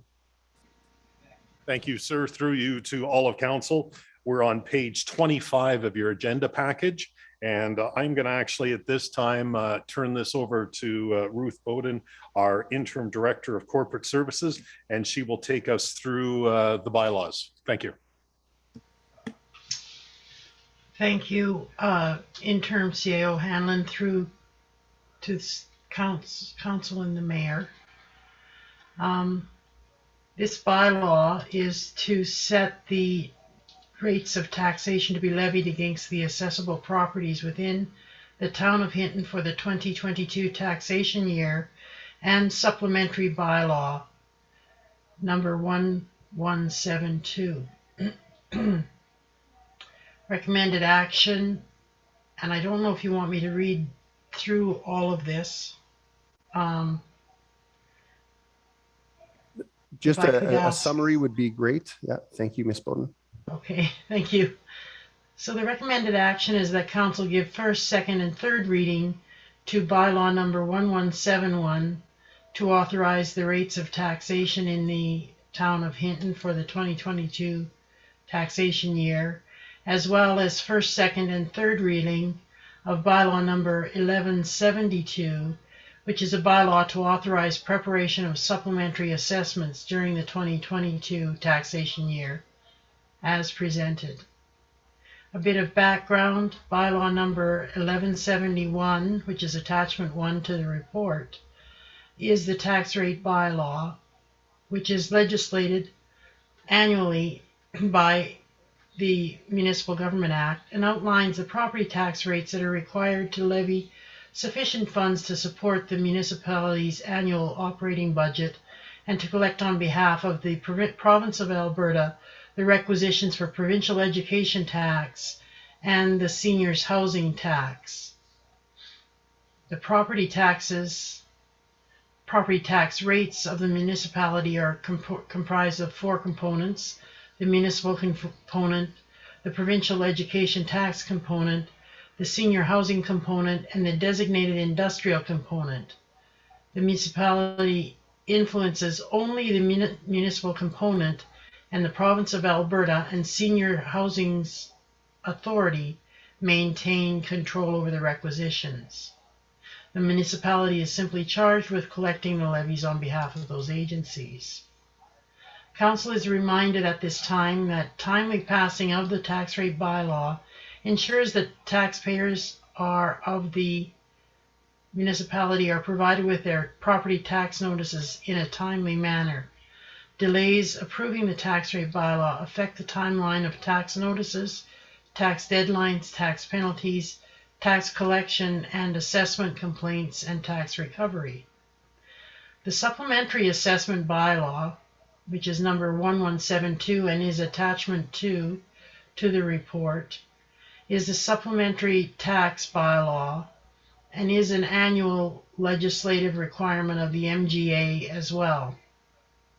And this is in those municipalities that choose to levy taxation on a development and improvement completed during the taxation year.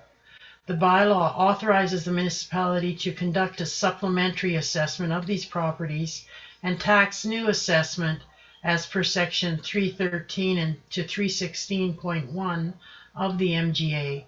Although the decision to continue with supplementary taxation is reviewed annually by council, a decision to forego supplementary taxation in any given year can create a public perception of inequitable application of taxation. Also, council is reminded that a decision on supplemental taxation made today cannot be reviewed again until 2023. Administration has prepared the tax bylaw based on the approved 2022 operational budget. This bylaw contains all four components of municipal taxation, and as this is an annual bylaw adopted by council, providing all three readings on May the 17th, 2022, follows a standard procedure after council's approval of the budget and is the option recommended by administration.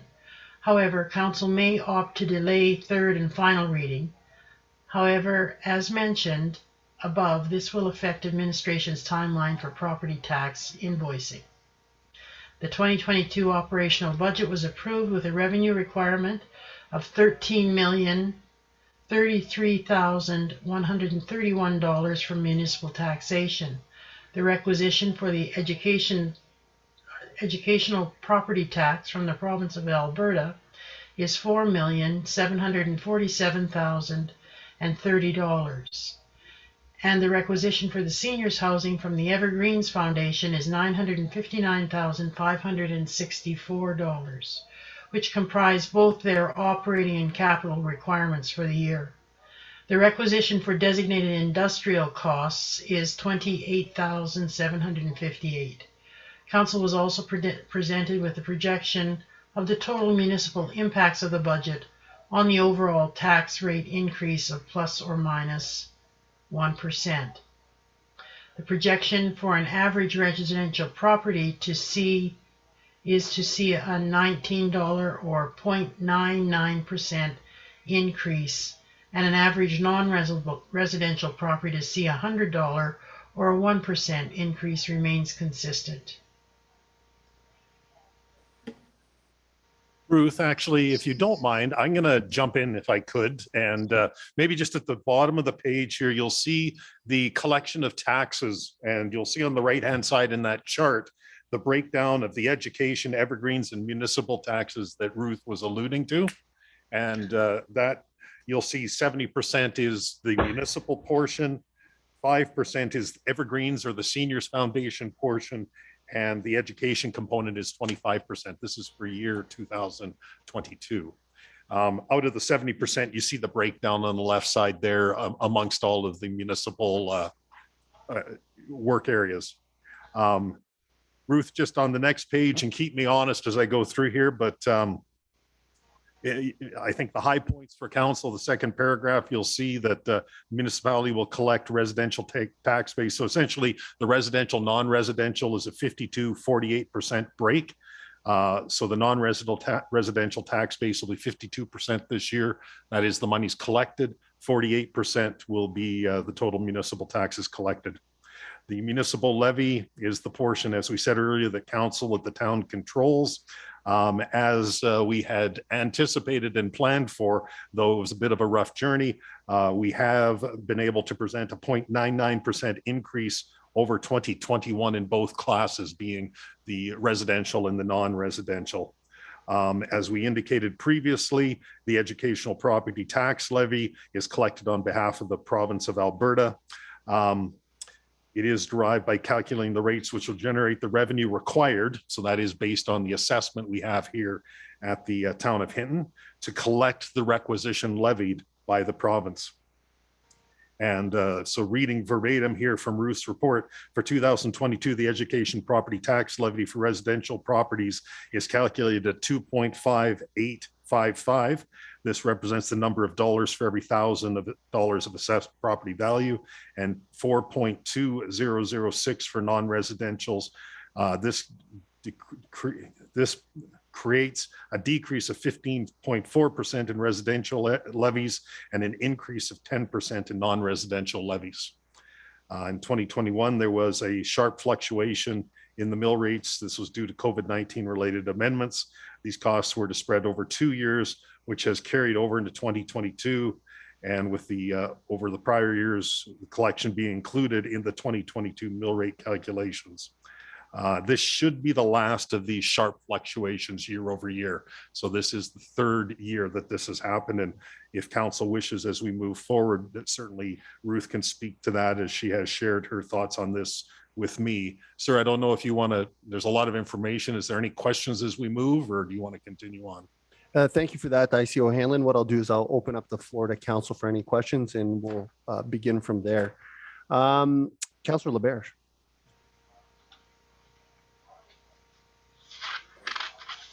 I got quick on the fingers. So question, top of page 27.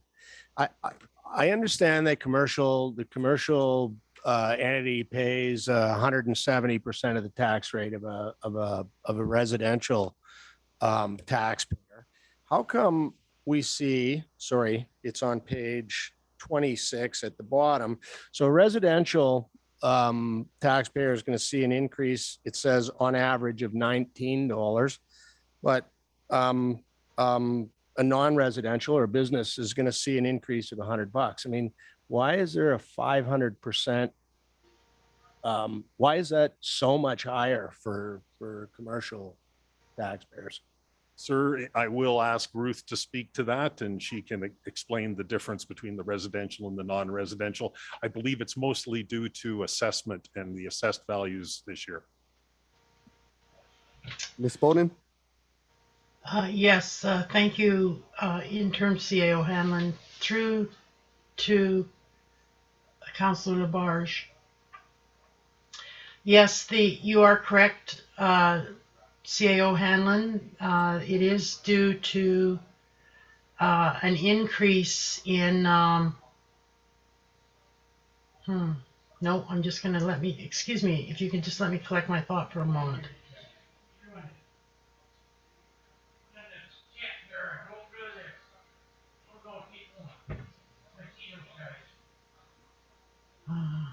Did you want Councillor LeBerge to perhaps paraphrase his question again to help out? Yeah, that might be of assistance. Well, again, at the bottom of page 26, an average residential unit's going to pay $19 more in taxes given our 1% increase. But a non-residential property is going to pay an extra $100. That's 5 times as much. I don't understand that. Okay, yes, thank you, Councillor Labarge, for that. The $100 is directly related to the fact that an average residential property is about $345,000, whereas an average non-residential property is just over $1 million in the town of Hinton, Thank you. the assessed values. Thank you for that, administration and Councillor Laberge. Council, any further questions? Councillor Taylor. I support everything that's happening here. What I do question about is the Evergreen Foundation 18.9%. Yeah, I look back to 2010 and the amount of taxes paid for the Evergreen Foundation consisted of 1.7% of the tax bill. That is my tax bill. And then in 2021, it consists of 5.1%. So we've gone up 300% in 10 or 11 years. And then we have the 18.9% increase, which seems high for a year. I mean, we all appreciate the Pine Valley Lodges and those things. I just maybe would question our rep on the Pine Valley Lodge committee. See these kind of increases keep going in the future. This already represents, 10% of our tax bill for this, when it used to represent a smaller proportion. It's kind of like the municipal franchise fee. It used to represent a much smaller percentage, and then it started to increase. Now it represents $1 million. So these sort of fees that used to 10 or 15 years ago not represent very much have creeped up. But everybody likes the Pine Valley Lodge and all that sort of thing.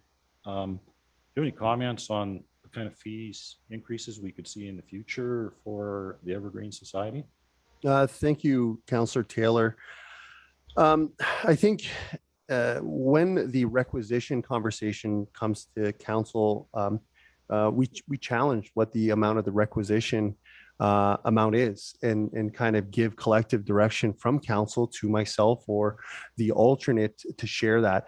But again, I go to the amount collected, and perhaps it's the scale that we're building in, and I'm a supporter of it.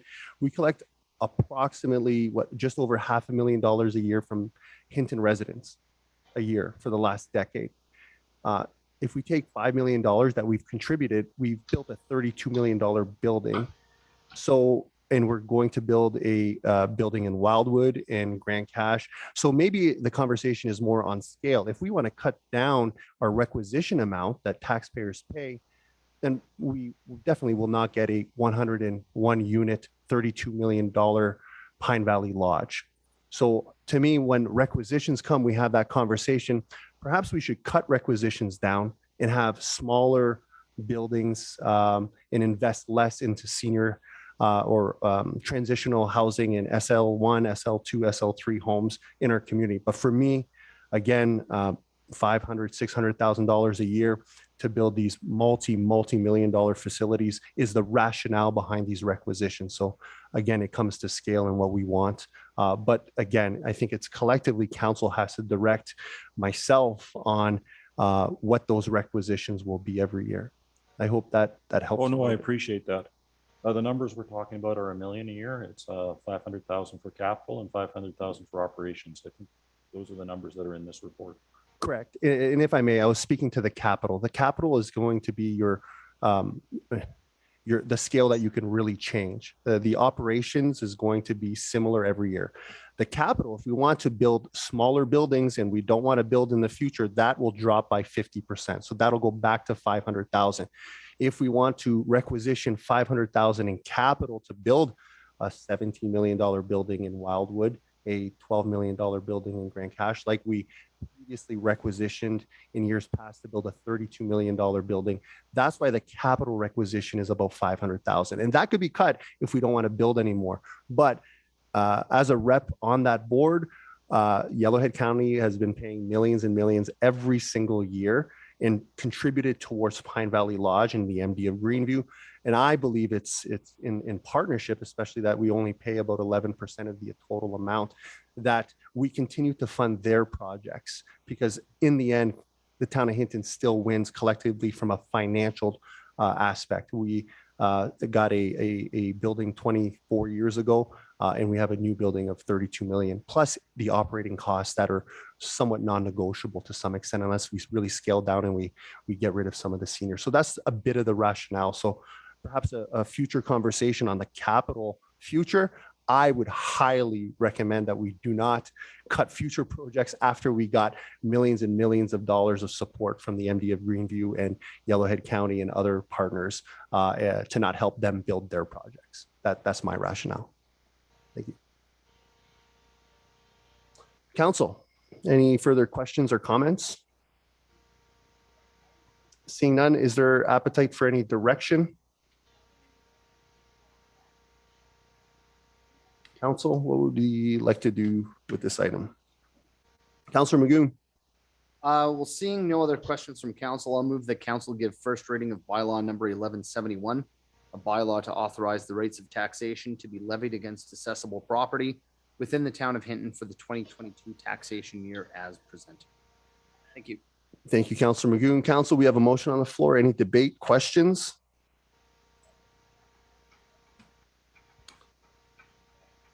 Seeing none, we will go to voting.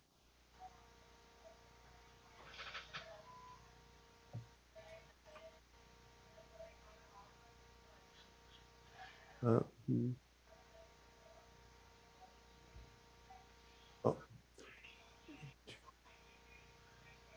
Just waiting for Councillor Ostashik. And voting is now closed. And the motion is passed unanimously. Council, any further direction? Councillor Hawes. Yes, Mr. Mayor, I'd like to move that council give second reading of bylaw number 1171, a bylaw to authorize the rates of taxation to be levied against assessable property within the town of Hinton for the 2022 taxation year as presented. Thank you. Thank you, Councillor Hawes. Council, we have a motion on the floor. Any debate, questions?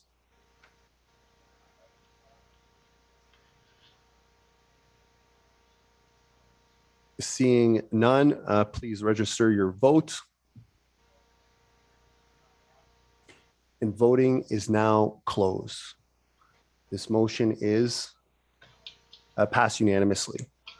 Council, any further direction for this item? Councillor LaBerge. I would like to move that council give unanimous consent to the third reading bylaw 1171, a bylaw to authorize the rates of taxation to be levied against assessable property within the town of Hinton for the 2022 tax year as presented. Thank you, Councillor LaBerge. Council, we have a motion on the floor. I have Councillor Taylor. Yeah, I just wanted to thank you for answering my question earlier on the actual bylaw on the 29,300,000. I just had a kind of supplementary question. The reason it's 29.3 as opposed to what we voted on before is because we took the 150,000 off. I understand that. Is the reason why the 340,500 not added to that 29,300,000 that we're going to collect? Because this bylaw reflects is the tax bylaw and it just reflects what we're going to collect, not necessarily what we're transferring from reserves. Administration. Excuse me, sir, I apologize. That is correct. I'm just looking for the language in here.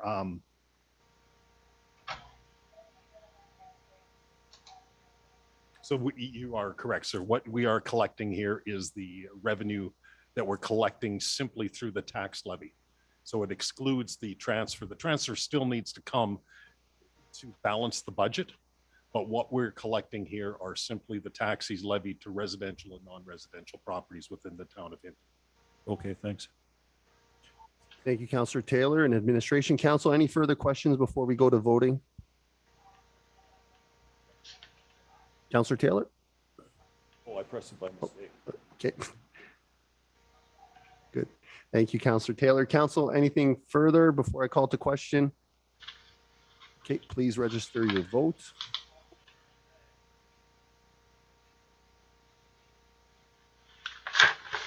Voting is now closed.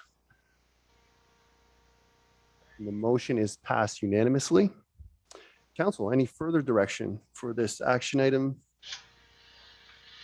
Sir, if I could, I apologize, prior to third reading, if I could, to Councillor Taylor's earlier question, which I don't feel I answered as well as I would have liked. If we take a look at page 2 of bylaw 1171 at the very top, and I'll read it into the record, this is what I was looking for. Whereas the estimated municipal operating revenues and transfers from all sources other than taxation is estimated at 18,768,482, and the balance of 33,131 is to be raised by general municipal taxation. That was the distinction, the language I was looking for in the bylaw. Thank you. Thank you for that, ICO Hanlon. Council, any appetite for third reading? Councillor Hawes. I'd like to move the council give third reading of bylaw number 1171, a bylaw to authorize the rates of taxation to be levied against assessable property within the town of Hinton for the 2022 taxation year as presented. Thank you, Councillor Hawes. Council, we have a motion on the floor. Any debate? I'll be speaking in favor of this, and albeit I don't like to compare municipalities and things like that, but the town of Hinton's mill rates are very competitive and very low. They are 14, our non-resident, or sorry, our residential tax rate is 14% lower than Edson, 14%. So a $300,000 home in Hinton and Edson is 14% lower here for your taxation. And it is over 50% lower here in Hinton for non-residential. It's closer, almost 60% lower. So again, I'm proud of the work. There had been a lot of hiccups and great conversation for council and administration, and that's fair. But again, when we look at what our taxpayers are paying, it's a reminder that sometimes these long conversations are worth it because our mill rates are extremely, extremely competitive. So I'll be speaking in favor, and I thank administration and their team and council for their hard work in the past several months. Council, anything further before I call this to question? Seeing none, voting is open. That council give third reading to bylaw 1171, a bylaw to authorize the rates of taxation to be levied against accessible property within the town of Hinton for the 2022 taxation year as presented. Please register your vote. Voting is now closed, and that is passed unanimously. Council, anything further for this evening on this item? Councillor Hawes. I'd like to move the council give first reading of bylaw 1172, a bylaw to authorize preparation of supplementary assessments during the 2022 taxation year as presented. Thank you, Councillor Hawes. Council, again, we have a motion on the floor. Any debate or questions regarding this? Councillor Taylor. How does this supplementary, I think I know what this supplementary assessment is. How does it get done? Does it get done when like a new building gets built or something, or is it done periodically throughout the year? Administration. Sir, through you to Councillor Taylor. So this is provided by our assessors. So we move forward with a tax rate bylaw based on the assessment values we get for 2021, which is provided in an annual report from our assessor. We do so recognizing that certain projects aren't completed to a percentage or not fully completed or adequately completed, that they get captured and assessed for 2021.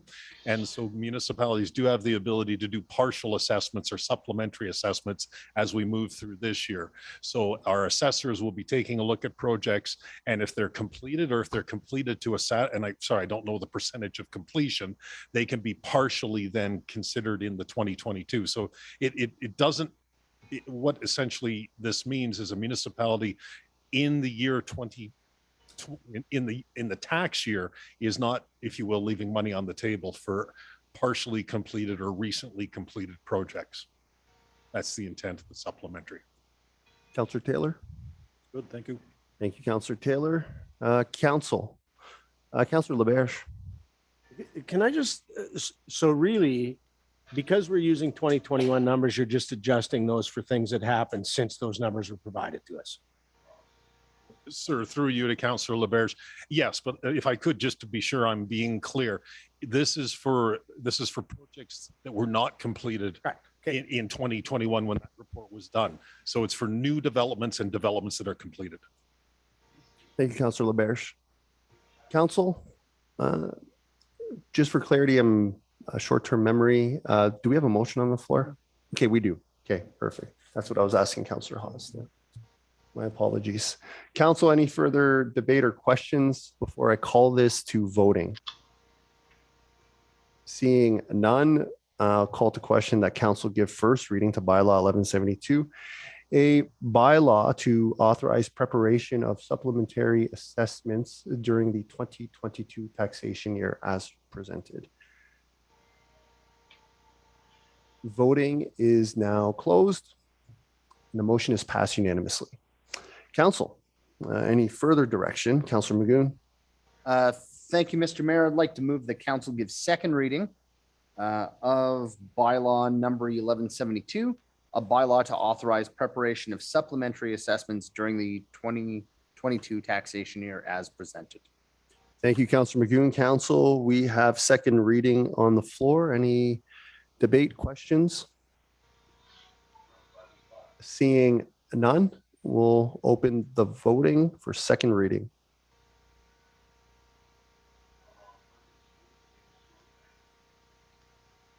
Voting is now closed. And the motion was passed unanimously. Council, appetite for unanimous consent this evening? Councillor Hawes. I'd like to move the council give unanimous consent for third reading of bylaw 1172, a bylaw to authorize preparation of supplementary assessments during the 2022 taxation year as presented. Thank you, Councillor Hawes. Council, we have a motion on the floor. Any debate, questions? Seeing none, I'll call to question that council give unanimous consent for third reading for bylaw 1172, a bylaw to authorize preparation of supplementary assessment during the 2022 taxation year as presented. Please register your vote. Yeah, voting is now closed. That motion is passed unanimously. Council, Councillor LaBerge. I would like to move that council give third reading to bylaw 1172, a bylaw to authorize the preparation of supplementary assessments during the 2022 taxation year as presented. Thank you, Councillor LaBerge. Council, we have third reading on the floor. Any debate or questions? Seeing none, I will open voting. Please register your vote. Voting is now closed. That motion is passed unanimously. Council, anything further for this item this evening?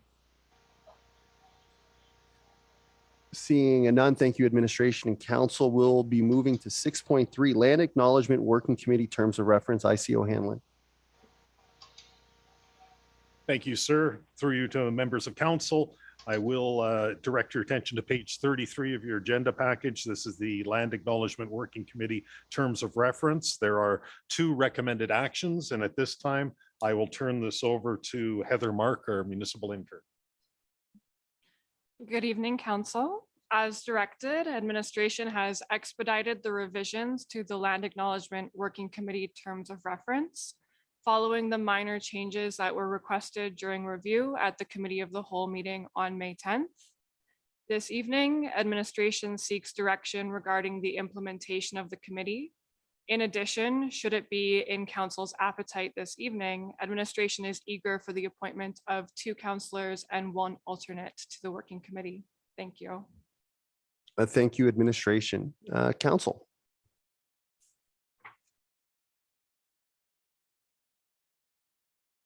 Councillor Taylor. Yeah, I've talked to a number of people on this, and I'm thinking I won't support this because I think we've kind of over complicated this topic with a committee.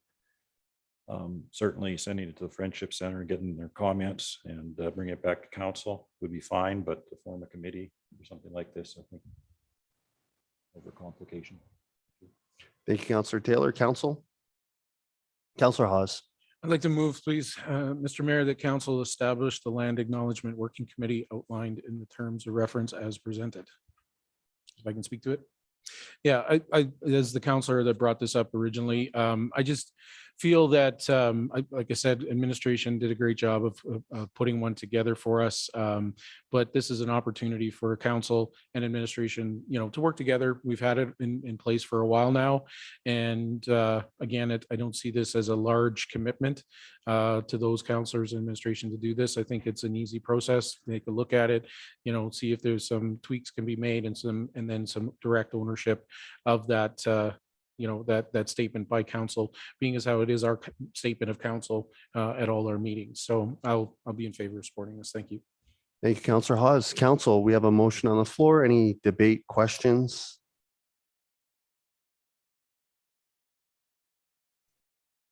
Seeing none, we will go to voting that council establish the Land Acknowledgement Working Committee outlined in the terms of reference as presented. Voting is now closed.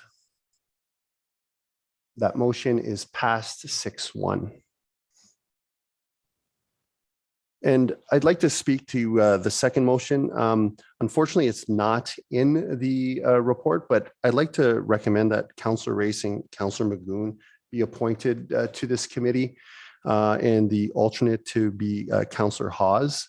And part of my rationale is to just diversify what our committees offer and kind of looking at the balance of our committees. And again, we'll be having a conversation in about 4 months' time to rebalance things. There's really no right answer to this, to be honest. So that's part of my rationale. Thank you. Councillor Stashik. Thank you, Mayor Michaels. I'd like to move that council appoint 2 councillors and 1 alternate to serve on the Land Acknowledgement Working Committee.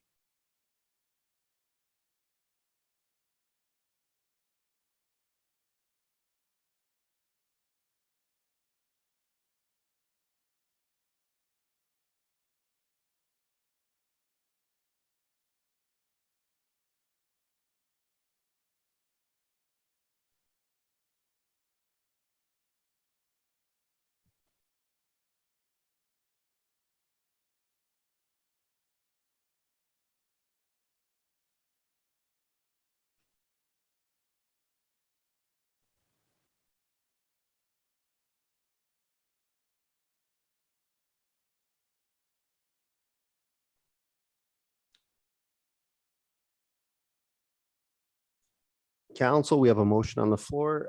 Any Councillor Stashik, would you like to speak to this? Sure, quickly, yeah. I appreciate the recommendations from the mayor. I think those are good choices for the appointees to the committee, and that's the next logical step following the previous motion. Thank you. Thank you, Councillor Stashik. Council, we have a motion on the floor. Any debate, questions? If we can just see the motion on the, perfect. Council, any further discussion? Councillor Stashik? Yeah, sorry, procedural question. Do the recommended councillors, should they be named in the motion? Administration, was there an intent for a third motion or for this to come at a later date for the appointment of the actual councillors? Sir, it's at the will and discretion of council at this time. If you wish and are confident the 2 names forward, they could be included in this motion if you wish. So if I may, Mr. Mayor, I would like to add the councillors' names to it per the council committee bylaw.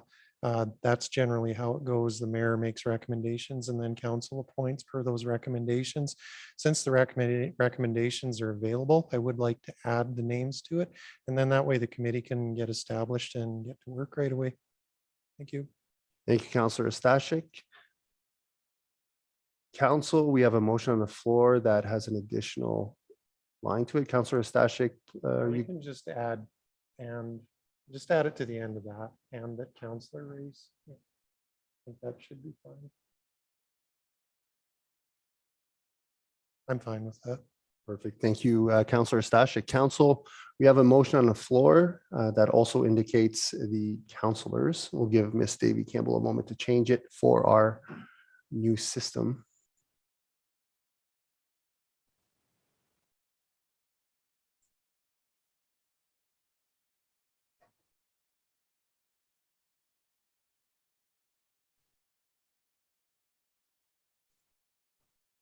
Council, any debate or questions? Seeing none, we'll open voting.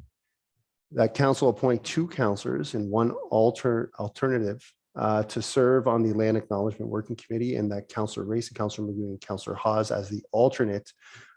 If we could just get a comma after perhaps Councillor Magoon, it just seems like they're all alternates. And as the alternate to be appointed to this committee. Please register your vote, please. Voting is now closed, and that is passed unanimously. Council, anything further for our 3rd action item for this evening? Seeing none, thank you, administration and council. That'll bring us to Mobile Vendors Bylaw 1170, ICO Hanlon. Thank you, sir. Through you to all of council. Page 39 of your agenda package. This is the opportunity for first reading and the possible direction on a public hearing for the Mobile Vendors Bylaw number 1170. The author is with us, and I'd like our planning technologist, I'd like Mindy to go through this, and we will be available to answer any questions that council may have. Thank you, ICO Hanlon, and through to council. Good evening, everyone. So this item was before council at the April 26th Committee of the Whole meeting. During that meeting, council suggested changes to the proposed bylaw to include a provision allowing for a refund of the appeal fees if appeal was successful. So you can find that under section 8.6 of the proposed bylaw. The bylaw also includes a few additional really minor amendments shown in red line in the bylaw, and you can find that on page 43 of the agenda package. Just really briefly, as discussed in the previous meeting, the bylaw is meant to help provide a clear and consistent process for the operation of mobile vendors in Hinton to support safety and risk mitigation measures and to support these small businesses in Hinton by providing a methodology for their operation now and into the future. And as ICO Hanlon mentioned, this is before you this evening to consider first reading and to set a public hearing date for June 21st for formal public input. Thanks, and I'm here for questions if you like. Thanks, Ms. Petka. Council, I have Councillor Magoon. Thank you, Your Worship. I'd just like to, first of all, express my appreciation to administration for hearing our feedback and going through the process of the Committee of the Whole and presenting the report to us. Really, for myself, this is one where I'd like to make a motion that council give the Mobile Vendors Bylaw number 1170 first reading as presented, and that council direct administration to schedule a public hearing at the regular council meeting on June 21st, 2022 in the council chambers to hear public comments on the Mobile Vendors Bylaw number 1170. If I may briefly just speak to that, like many of the bylaws that we face, especially when we're not looking at doing it in the, in one evening where there is a public hearing attached, I'm very happy with the work we've seen so far. And more importantly, I'd like to get a chance to hear the public's feedback and to take into account their concerns and considerations before we move it forward. And that's it. Thank you. Thank you, Councillor Magoon. Council, we have a motion on the floor. Any questions or debates? Seeing none, we'll open voting.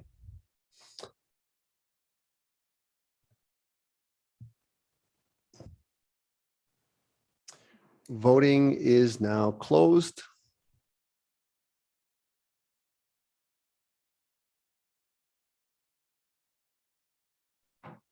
And the motion is passed unanimously. Council, any further direction, comments? Councillor Taylor. Yeah. wasn't important to whether I voted in favor or not. That's why I'm bringing it up now. But under your guidelines and locations for mobile vendors on page 2, just below the picture, what do I require when operating from public land, community event, and private land? The public land just lists mobile vending permit. The question should, because a lot of people might just look at that, those captions and just look at that. Should business license be there as well? Because underneath for what is needed for a mobile vending permit, it seems to be a business license. Administration.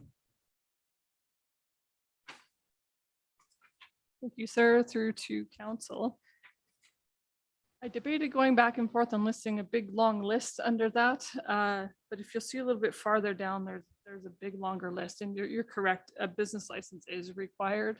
There's a longer list for a mobile vendor license because things like application form, a fee, your development permit, things like that. So I was trying to make it a little bit simpler for people. If they're operating at a community event, there's 2 things. And if you're operating on private land, there's 2 things. If you're operating on public land, there's a little bit of a longer list. So, I mean, we can change that up for sure if it's unclear. It's up to you. I only suggest it because of the way I think. The way I think is if you put business license in the other 2 captions, somebody's just looking at those captions and they don't see business license, then they'll say, I don't need a business license, but that's just the way I think. It's up to you. Thanks. Thank you, Councillor Taylor. Council, anything further before this item? Seeing none, thank you, administration and council. That'll bring us to our pathway to the park funding release, ICO Hanlon. Thank you, sir. Through you to all of council, I'm on page 70 of your agenda package, and I'm going to ask our strategic services manager to take us through this item. Thank you, ICO Hanlon.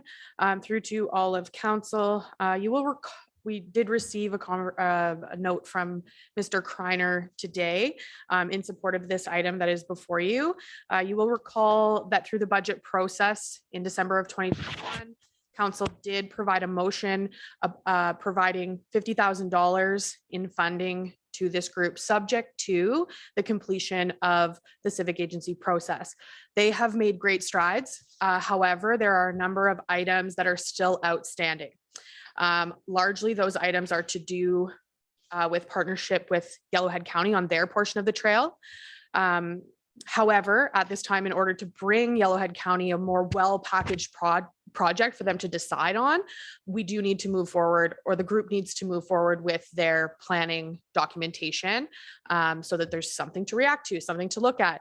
At the end of the day, they've done a lot of really great work. Administration is prepared to support them in this. Really, if the project doesn't move ahead in its full sense, we will at the end of the day have a shovel ready project that should grant funds become available, things like that, we could pursue at a later date. So the risk to providing these funds at this time, given that they have not fully completed the civic agency process, and we do expect that to have occurred by the time we go into next year's budget cycle,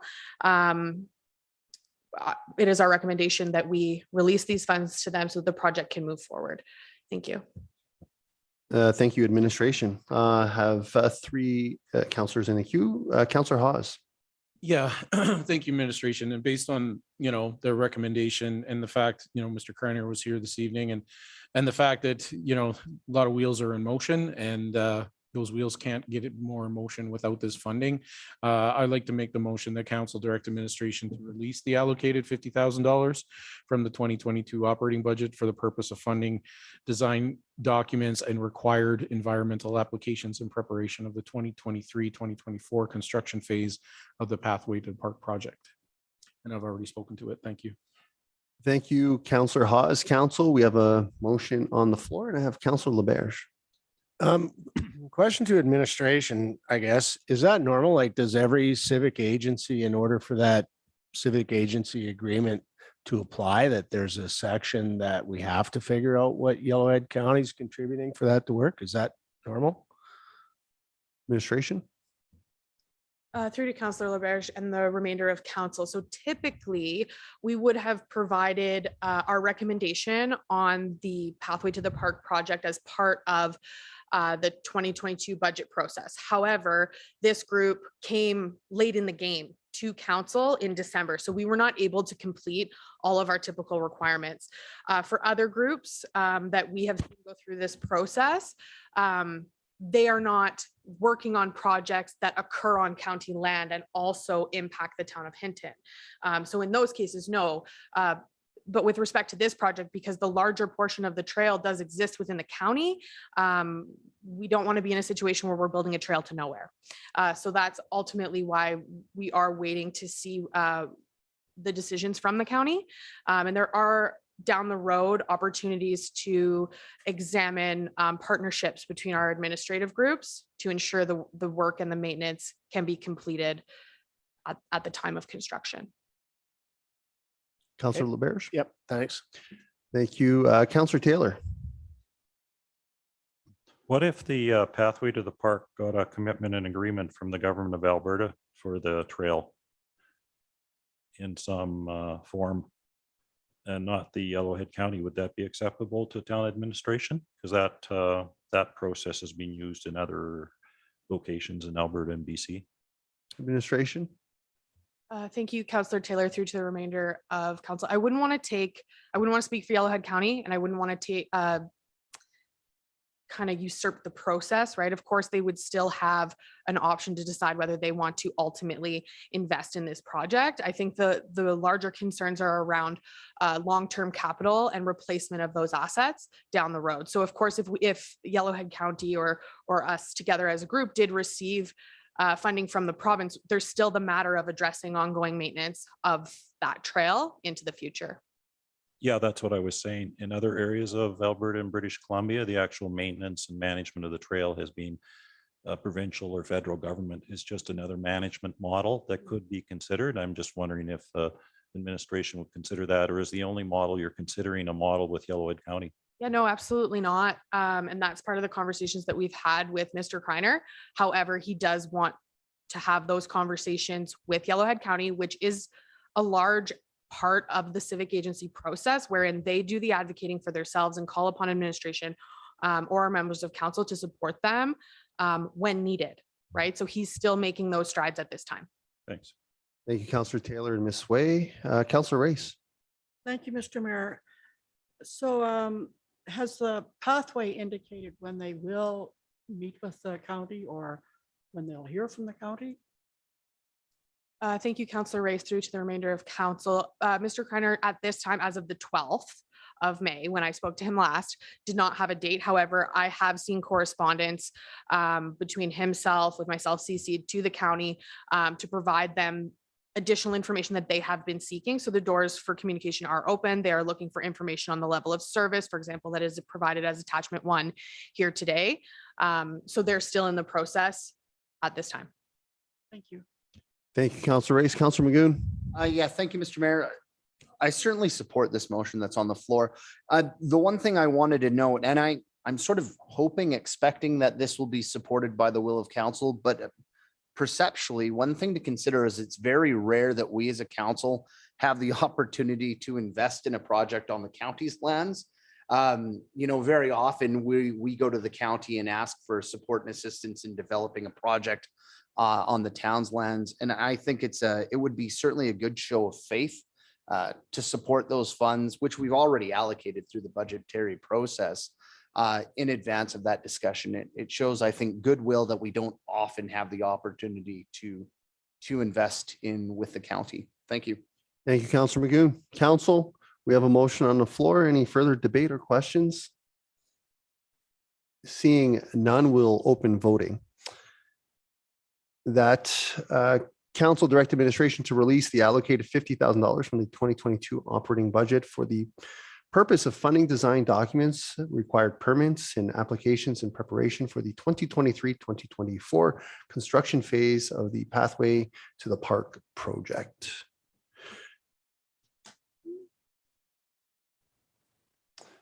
And voting is now closed. That motion is passed unanimously. Council, any further questions, directions, debate for this 5th item?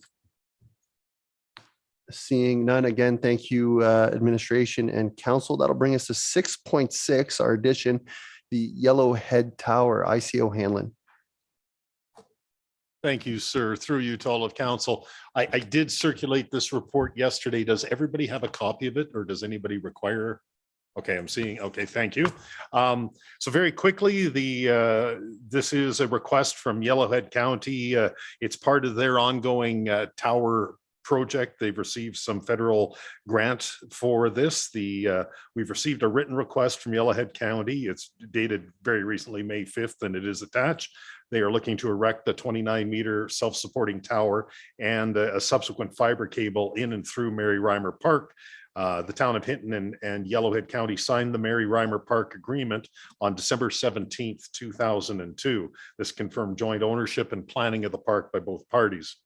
As part of their ongoing Yellowhead County tower network system, a tower on the eastern side of the park, as shown in your attachment 3 aerial photo. It was planned by the county since 2016. And then in the detail on attachment 4, you see kind of plowing in a fiber optic line up to East River Road. The county is seeking the town's consent to allow these works as we are joint owners of the park, and is not seeking any financial assistance to install and or maintain the tower or the fiber line. As this is part of a grant project, the county must complete this work no later than November 15th of this year. So thank you for allowing me to bring this forward on such short notice. Administration has reviewed the request and does not feel it disturbs the park. Specifically, it does not disturb any of the rodeo lands or anything where they're trenching. It's not an open ditch. It's actually, they just plow the line right in. It closes up right after the plow. And you'll see that the tower is actually, I thought it wasn't on our property. It's actually outside the boundaries of the town of Hinton, but it is on the Mary Reimer lands. So that's the request for the 15 by 15 feet of the tower. As I said, we've reviewed the request. We don't feel it disturbs the park or impairs the full use and enjoyment of the park. We support this request from the county. The recommended action is that the council allows Yellowhead County to erect a 29-meter self-supporting tower in Mary Reimer Park and to trench fiber from this new tower through the park into East River Road as per its letter and attachments dated May 5th, 2022, and to authorize administration to negotiate the preparation of necessary right-of-way documents to protect these installations in and through the park. Thank you, sir. Thank you, ICO Hanlon. I have Councillor Taylor. So if we don't own the land, then the province owns the land? And you're asking us to give permission to put a tower on provincial land? No, if I could, sir, through you to Councillor Taylor, it is actually part of the Mary Reimer Park lands, but it's outside of the boundary of the town of Hinton. It's actually just. I'm just wondering who owns the land. We do. It's part of that. It's part of the park, and we jointly own it with Yellowhead County. So for clarification, the land is Yellowhead County land, but within the Mary Reimer Park, which is on both sides. Is that correct? Yes. So actually, if you take a look at the detail that was provided in attachment 3, and you see the broken red line, that's actually the eastern boundary of the town of Hinton. And and you'll see that the tower site is just east of that line. So the tower site is actually in Yellowhead County on a portion of the lands that form Mary Reimer Park. And you'll see then that the fiber comes into Mary Reimer. They don't own the land or have access to the private land to the north. So they need to come into Mary Reimer Park, trench their line up to East River Road in order to access and to fully use the tower. Thank you for that, ICO Hanlon. Councillor Taylor. Oh, I'm trying to get this up. Okay. Thank you, Councillor Taylor. Council, any appetite for direction, any comments, clarifying questions? What would we like to do with this item this evening? Councillor Haas. Yeah, I'd like to move that council allows Yellowhead County to erect a 29-meter self-supporting tower in Mary Reimer Park and to trench fiber from this new tower through the park and to East River Road as per its letter and attachments dated May 5th, 2022, and to authorize administration to negotiate the preparation excuse me, of necessary right-of-way documents to protect these installations in and through the park. If I can speak to it. I'm all in favor of this. There has been so much, a discussion over the years about fiber optics in our, in our rural areas. And this is now an opportunity, for our Yellowwood County partners, residents that also utilize our schools and everything to have that opportunity, for education purposes and other things. And so this is exciting for our community, and I would not want to stand in the way of this progress for that. So thank you. Thank you, Councillor Hawes. Council, we have a motion on the floor. Councillor Magoon. Yeah, I'd like to, first of all, thank Councillor Hawes with my other hat for expressing that, our kids and our families who do live in that part of our area and don't have access to fiber or high speed at this point in time. This is a big deal for them, right? And we want to make sure that they have every advantage for getting access to information in the same way that their fellow students do. So thank you for that. Thank you, Councillor Magoon. Council, any further debate, questions? Seeing none, we'll open voting. That council allows Yellowhead County to erect a 29-meter self-supporting tower in Mary Reimer Park and to trench fiber from the new tower through the park and to East River Road as per its letter and attachments dated May 5th, 2022, and authorize administration to negotiate the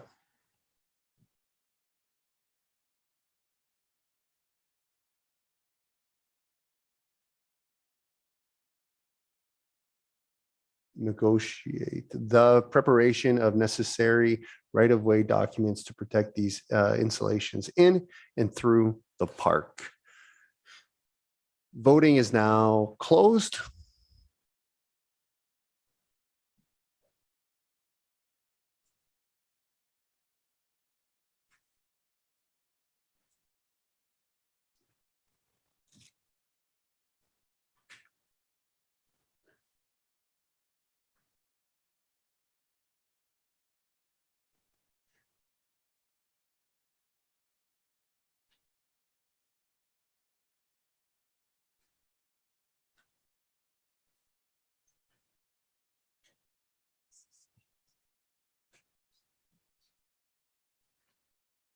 And the vote is unanimous in favor.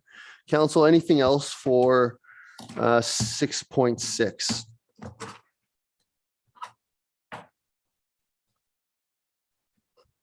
Seeing none, that'll bring us to our information items, and there are 2 proclamations this week. We recognize that seniors have made and continue to make many contributions to strengthen our province, our towns, our communities, and our daily lives. And seniors are a vital part of our families, giving generously to their wisdom, experience, and love. And more seniors and independent are independent and active. And by challenging the stereotypes of aging, are leading the way for future seniors and a more positive attitude towards aging is creating new opportunities for new seniors. We must honor seniors for their skills, knowledge, experience, and leadership, and it is appropriate that a special week be set aside to celebrate with seniors. Therefore, be it resolved that on behalf of the council of the town of Hinton, I, Mayor Marcel Michaels, do hereby proclaim the week of June 6th to June 12th, 2022 to be Seniors Week. I call upon everyone in our community, in our area, to join in the celebration of Seniors Week to recognize the valuable contribution of seniors. And I'd like to add, first I want to thank seniors. Not only are they what I believe our best group of volunteers in the community, they do so much to set, I think, the tone for our community. So a week might not be enough, but it is nice to acknowledge the great seniors that we have in our town. And I do want to thank our administration and FCSS and different people within the organization who celebrate Seniors Week in our community. And I believe Hinton does a phenomenal job for that. So thank you. That'll bring us to a second proclamation for this week. Rural health providers are powerful assets in their communities. Not only do their healthcare skills and practices enhance their community's quality of life, but these professionals are also contribute to rural life on a more personal level. They have special relationships with their patients and community as family, friends, neighbors, volunteers, teachers, and mentors. Community volunteers led by local health professionals, attractions, and retention committees are the heart and soul of their communities. These local volunteers go above and beyond to support healthcare and healthcare providers in their communities, developing innovative and collaborative approaches to successfully attract and retain healthcare providers and keep healthcare close to home. I, Mayor Marcel Michaels, hereby designate May 30th to June 3rd, 2022 as Alberta Rural Health Week in Hinton. I urge all community residents to show appreciation for the contributions of the rural health professionals and community volunteers whose abilities and efforts enhance the quality of life in rural Alberta. And the only additional comments is we've seen this even more so obviously in the past few years, and a special thank you for them. And this is one that we don't regularly get every year. And I find it to be a special one, especially when it's not acknowledged as often as it should be. So thank you for that. And that will bring us to, my apologies, to our reporting for this evening. And I will begin on my right with Councillor Taylor. If you can, yeah. Councillor Taylor. I went to the pulp mill committee meeting on behalf of as the alternate for Joanne the other day. So they gave a recap. Some of the things they said you might be interested in is the shutdown they're going to have on the 17th to the 27th. And then they talked about them transitioning to the bleached craft. So there's going to be a 25% reduction in the water emissions. There's going to be a reduction of 2 chemicals that they put in. Their employees again are going to go down from 345 to 270. I talked to Paul regarding what he thought the reduction might mean on tax rate. He didn't really know, but he doesn't think it'll be anything because it might be related to square feet. So I remember this is Paul of the pulp mill, Paul, not Paul of there's 2 Pauls here. But I did ask our Paul sometime what he thought the effect was going to be, and he's going to get that answer to us sometime. And then they mentioned that the unbleached pulp demand is increasing dramatically. They had their consultant report on their environmental effects monitoring. So they've been doing their environmental effects monitoring for about 25 years for fish, invertebrates, and sediment studies. And a lot of details, but I'll go to the summary. So remember that what goes into the river is combined with our wastewater, and our wastewater constitutes 8% of the output that goes in there. So the nutrient load is going up, but there's no deleterious effects found on fish or abnormalities. And the environmental effect they find is holding from the last time they did the study, which is consistent, I think, with what you would expect. So there hasn't been a dramatic increase. He also mentioned that when they do the reduction to the bleach process, because there'll be less chemicals getting put in, they would expect, this is the consultant speaking as well, that the environmental effects on the water would be lessened a little bit. So the next monitoring cycle, they would see that go down. And Joanne, the next meeting is September 19th. Thank you. Thank you, Councillor Taylor. Councillor Race. Thank you, Mr. Mayor. I'd like to thank Councillor Taylor for attending that meeting for me. I would also like to thank you, Your Worship, for your kind words for seniors. I know I'm sure Councillor Taylor, as your 2 seniors on the committee for council. So to start, on Saturday, I was fortunate enough to attend Hans's going away celebration, and it certainly was a celebration emceed by Chad O'Shanek. It was a very nice event. It included numerous games, just a ton of games, speeches, prizes. Nakia's little daughter ended up one of the big winners. Both her tickets got pulled and she walked away with prizes. Nettie and Hans were presented with 2 beautiful paintings of each of them skating on Maxwell. It was really, really nice. Then from there, I scooted over to the museum, and I was late enough to just help with cleanup at that event. And last night, I attended the Pathway to the Park session at the Legion.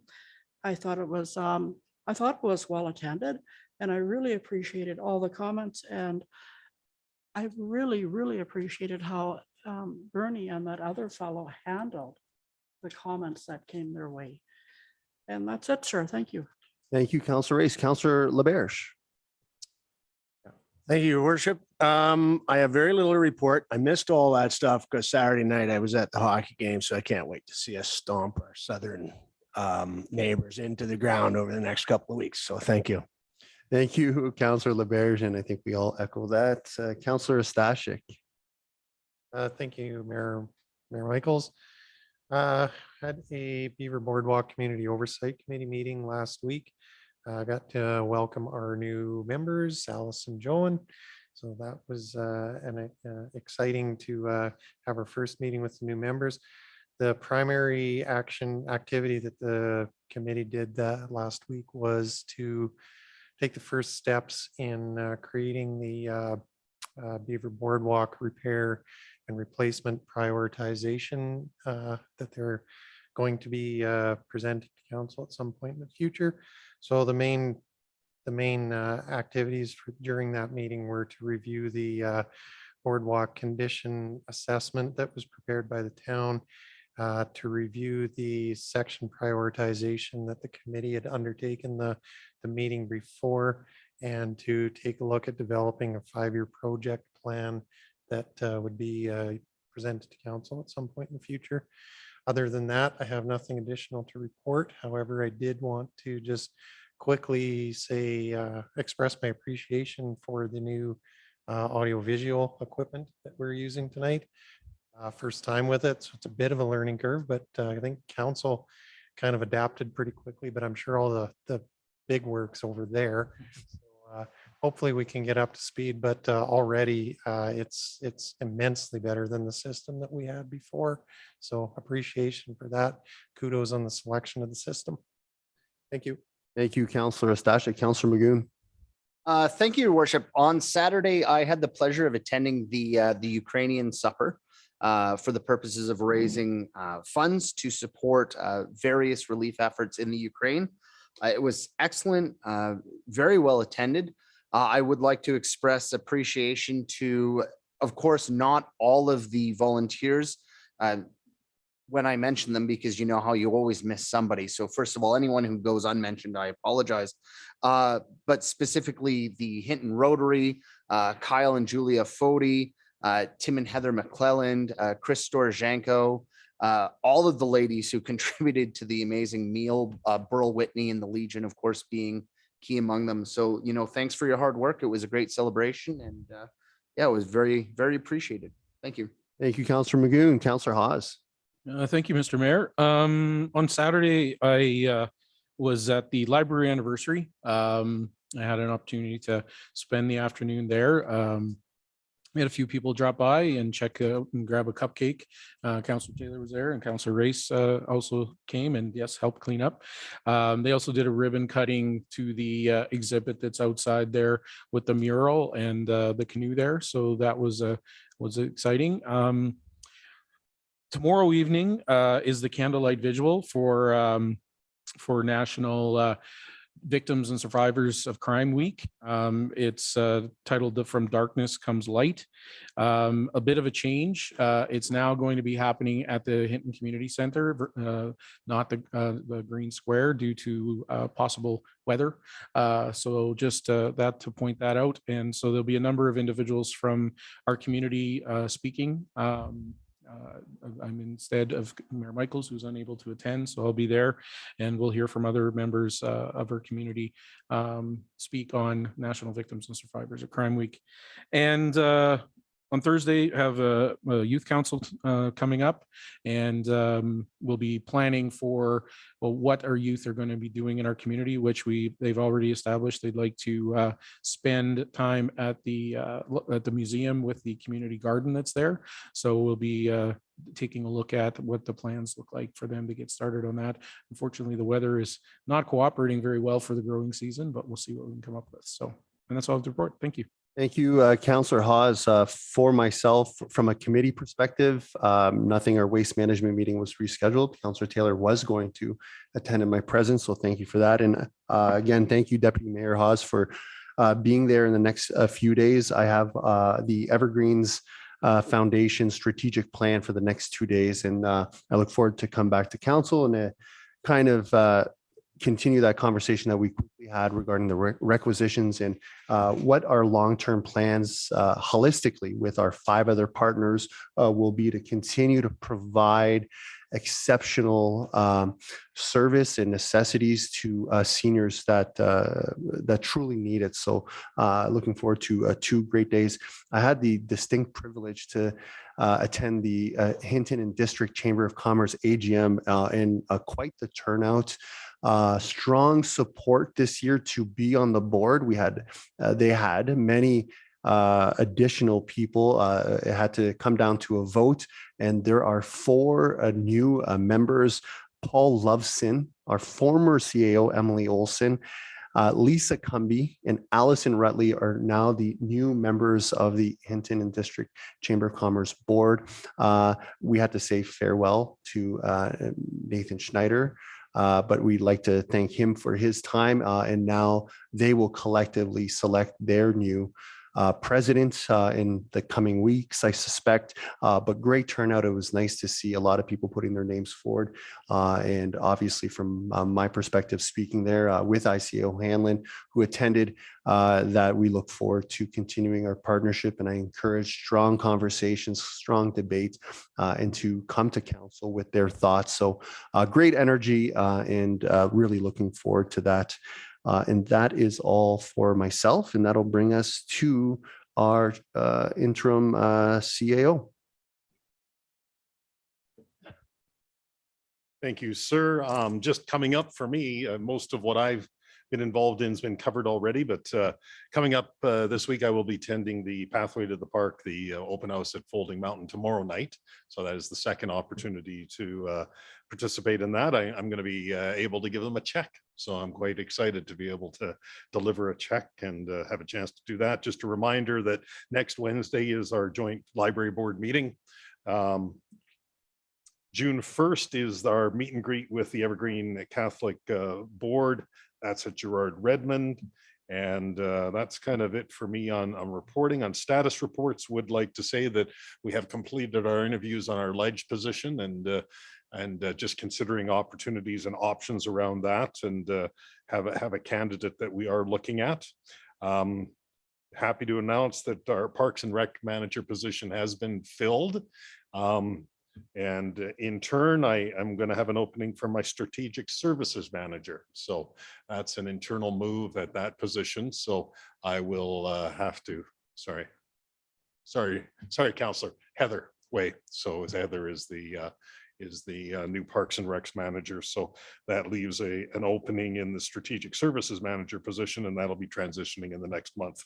I do want to share, I do wish to share with council that moving forward with discussions with West Fraser on some items of critical concern for both our parties. So have a scheduled 2-day session with them coming up the beginning of June, and looking forward to that, and having Winston with me and our engineers as well. So that'll be June 9th and 10th.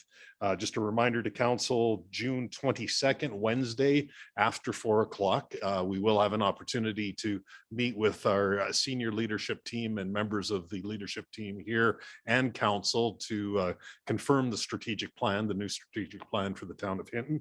And then Thursday, the same facilitators will be in place on Thursday and doing the tactical planning with that same group as we move to implement and roll out council's vision and strategic plan for the town of Hinton. Thank you, sir. Thank you, ICO Hanlon, and on behalf of council, congratulations to Miss Way. She's always been an extreme asset to our organization, and very happy to hear that she's been replacing Mr. Van Claveren, who's now in Drayton Valley with the Community Services Manager position. Council, any questions? Councillor LaBerge? Is that presentation for the pathway to the park, is that at 7 tomorrow out at the brewery? Yes, it is. Thank you. Thank you, Councillor LaBerge. Council, any further questions? Seeing none, that'll bring us to our correspondence for this evening. We have one. Any questions, comments? If not, I'll entertain a direction to accept for information.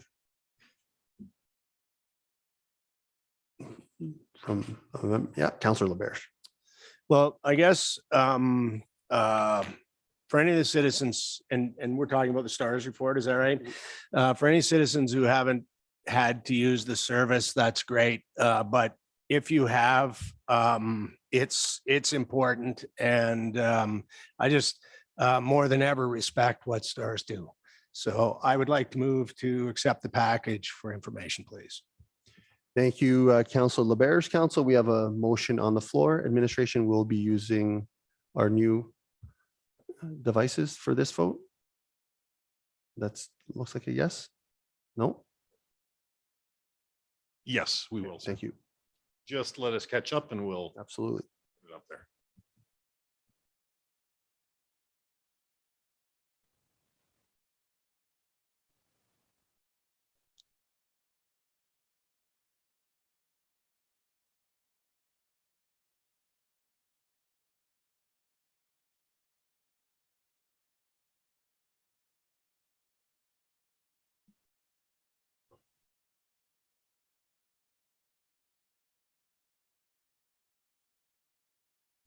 Council, we have a motion on the floor to accept this package for information. Please register your vote.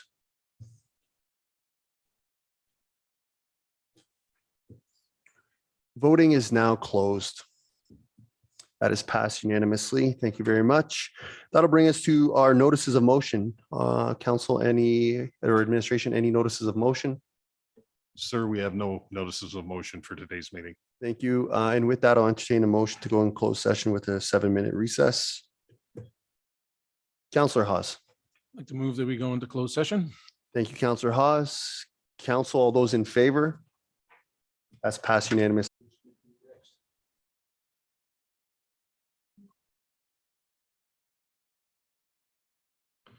Hello, everyone. I'd like to reconvene this meeting from closed session at 7:42. Council, any questions, any direction?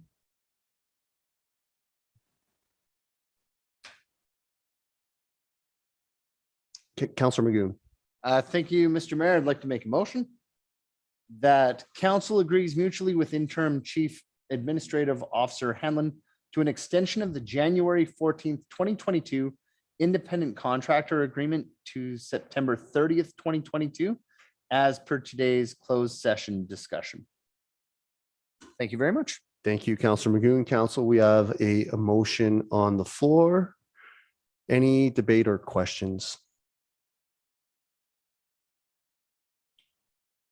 Seeing none, we'll give Miss Davy Campbell a moment to go to voting, and voting is now open. Thank you, Council. Voting is now closed. And the motion is passed unanimously. Council, anything further for this item? If not, I'll entertain a motion to go back into closed session. Councillor Ostashik. Thank you, Mr. Mayor. I'd like to move that we go into closed session. Thank you, Councillor Ostashik.